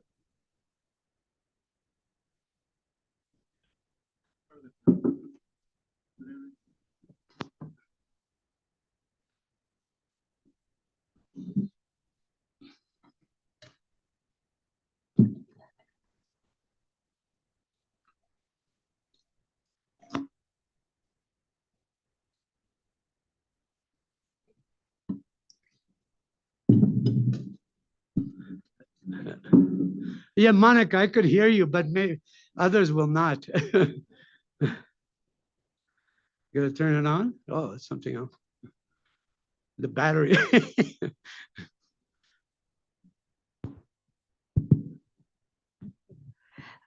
Thank you, Professor Seccareccia. And I would like to anticipate a little bit your further lecture, and I was thinking about the criticism on MMIT and all the quantitativism aspect, thinking on the perspective of the global south, considering that we have in the major economies, we have inflation target, independent central banks, and balance of payment, constraints of balance of payment, capital flight risk. So if you could please say a word about how it's difficult to directly translate the perspective of the MMIT for the countries of the global south. Yeah, I appreciate your question, which is very relevant, because after all, I wanted to say something about, although I wasn't, as I said, I will discuss that in more detail, especially issues of dollarization, whether it's official dollarized or not. I mean, it could be unofficial, it could be all forms. I mean, most countries of Latin America are partly dollarized, whether you like it or not. I'm just saying that's the reality, okay? And but as we know, some are trying to be, like Argentina and so on, officially as well, okay? So it's a big issue. And obviously, if you're dollarized, then in a sense, you think you cannot apply MMT by definition, because obviously you don't even have your own currency. You certainly don't have a central bank that could issue dollars directly. But as I will try to show, I mean, I sense I don't want to get into it too much, because really we need a bit of a discussion in advance to be able to address that. But even in the most extreme dollarized, like take Ecuador in particular, that I know a bit about, okay? It is clear that if you believe in the endogenous money principle, okay, there's a lot of possibilities available. It's not the unit of account in a sense, it's the dollar versus the sucre or whatever, okay, the real, that it matters so much. but it's the way in which you manage it, okay? And especially how you deal with problems of liquidity. Those, remember that, that theta there and all that, okay, in the circuit, how that is, you know, especially the liquidity constraint part there. So if you have a big liquidity leakage, that's important. Now, I was mentioning that before. I don't know if I mentioned it literally here, but or to some, I was talking out during the break. But if you take a country where I come from, we don't even, like, I rarely ever use cash. And the strategy, as we're going to see, let's say in the case of Ecuador, is exactly to see how you could avoid that. Now, the problem, of course, is that in a country that is not as financially developed, so to speak, okay, both in the deepening of banking, but also in simply in the use of other instruments here to be able to carry out payments, okay? Then obviously cash becomes a critical problem, okay? So in a dollarized, or I would say even in a semi-dollarized environment, there are these risks. And also in the case of the exchange rate problem that you mentioned, the issue, that is where they're non-dollarized, officially dollarized, I mean, because obviously if you dollarize, you eliminate it by definition again, right? But if you're not dollarized, there are big worries, okay? Do you want to float? And the biggest problem, and in fact, we wrote a paper, I'm going to talk about it a little bit, years ago, and it was published in 2009. I wrote it with a former student of mine, Hassan Bougrin, at the time, and where we talked about this whole issue, not only of hierarchy of currencies and all that, but more importantly, the whole issue of, because I debated that, I remember with, some of you may know her, now she's still alive, but very old, Jane DeRista. And at the time, we were at this conference, okay, and we were debating exactly this issue, you know, the original sin concern, okay, where the problem is how do you address, how do you get out of a trap where you could do two things. One is, how could you float? Because sometimes you need to if you want to avoid other crises problems, which is usually what has happened historically, by the way. But one is, how could you float the exchange rate? Okay, how could you let it depreciate, let's say in this case, okay, without causing havoc in building up foreign debt, okay? And what we had proposed was a means that did not require, see at the time, this was in 2000, it was at a conference in 2008, okay? And it was published which was at the time when they were debating how to redesign the international financial architecture. And at the time, what we were saying simply was that there's a simple means to avoid it, okay? Without having to redesign the whole system, which could be an impossible dream almost, okay? And it was by being able to do a kind of insurance system, okay? Now, we discussed it there. I'm not going to go through it right now, okay? But I will certainly encourage you to look at it, honestly, because that was a way to avoid this kind of problem, okay? And especially when you're semi-dollarized, so then you got the pressure of just simply going the route of Argentina. Because if the fears are that, which they have been, as I said, Argentina was one of these countries. I've seen wild fluctuations there. So how do you deal with that problem? You know, without bankrupting the country, so to speak, okay? And as I said, I think there are ways to do it that will create incentives for the foreign banks to accept these means. Yeah, I could go through it, but I will not do it at this moment, okay? So as I said, I think there are certain tools, I would call it, but they're more difficult to deal with.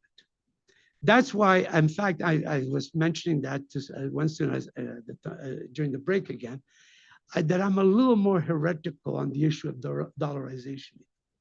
Because as much as I will never promote dollarization, I think it could even work within some of that without, giving up your, I would argue, the macroeconomic tools that are available. Okay? I don't know if that sort of satisfies, but I will get into it a bit more once we get to on Thursday. We'll do that more directly.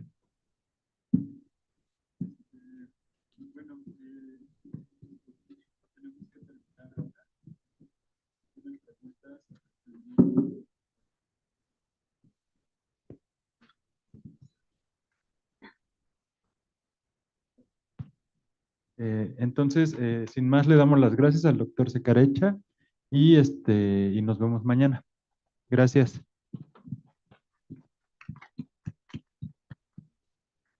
I thought you had a question. I was expecting. I don't know if it's a success or a failure, because when you don't have too many questions, either because I was so clear that there's no, or I was so confusing that nobody dares to say that I'm confused.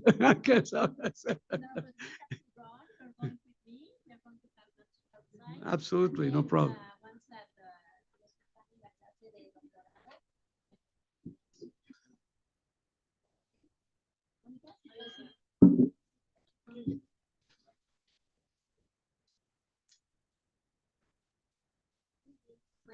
Gracias for your patience.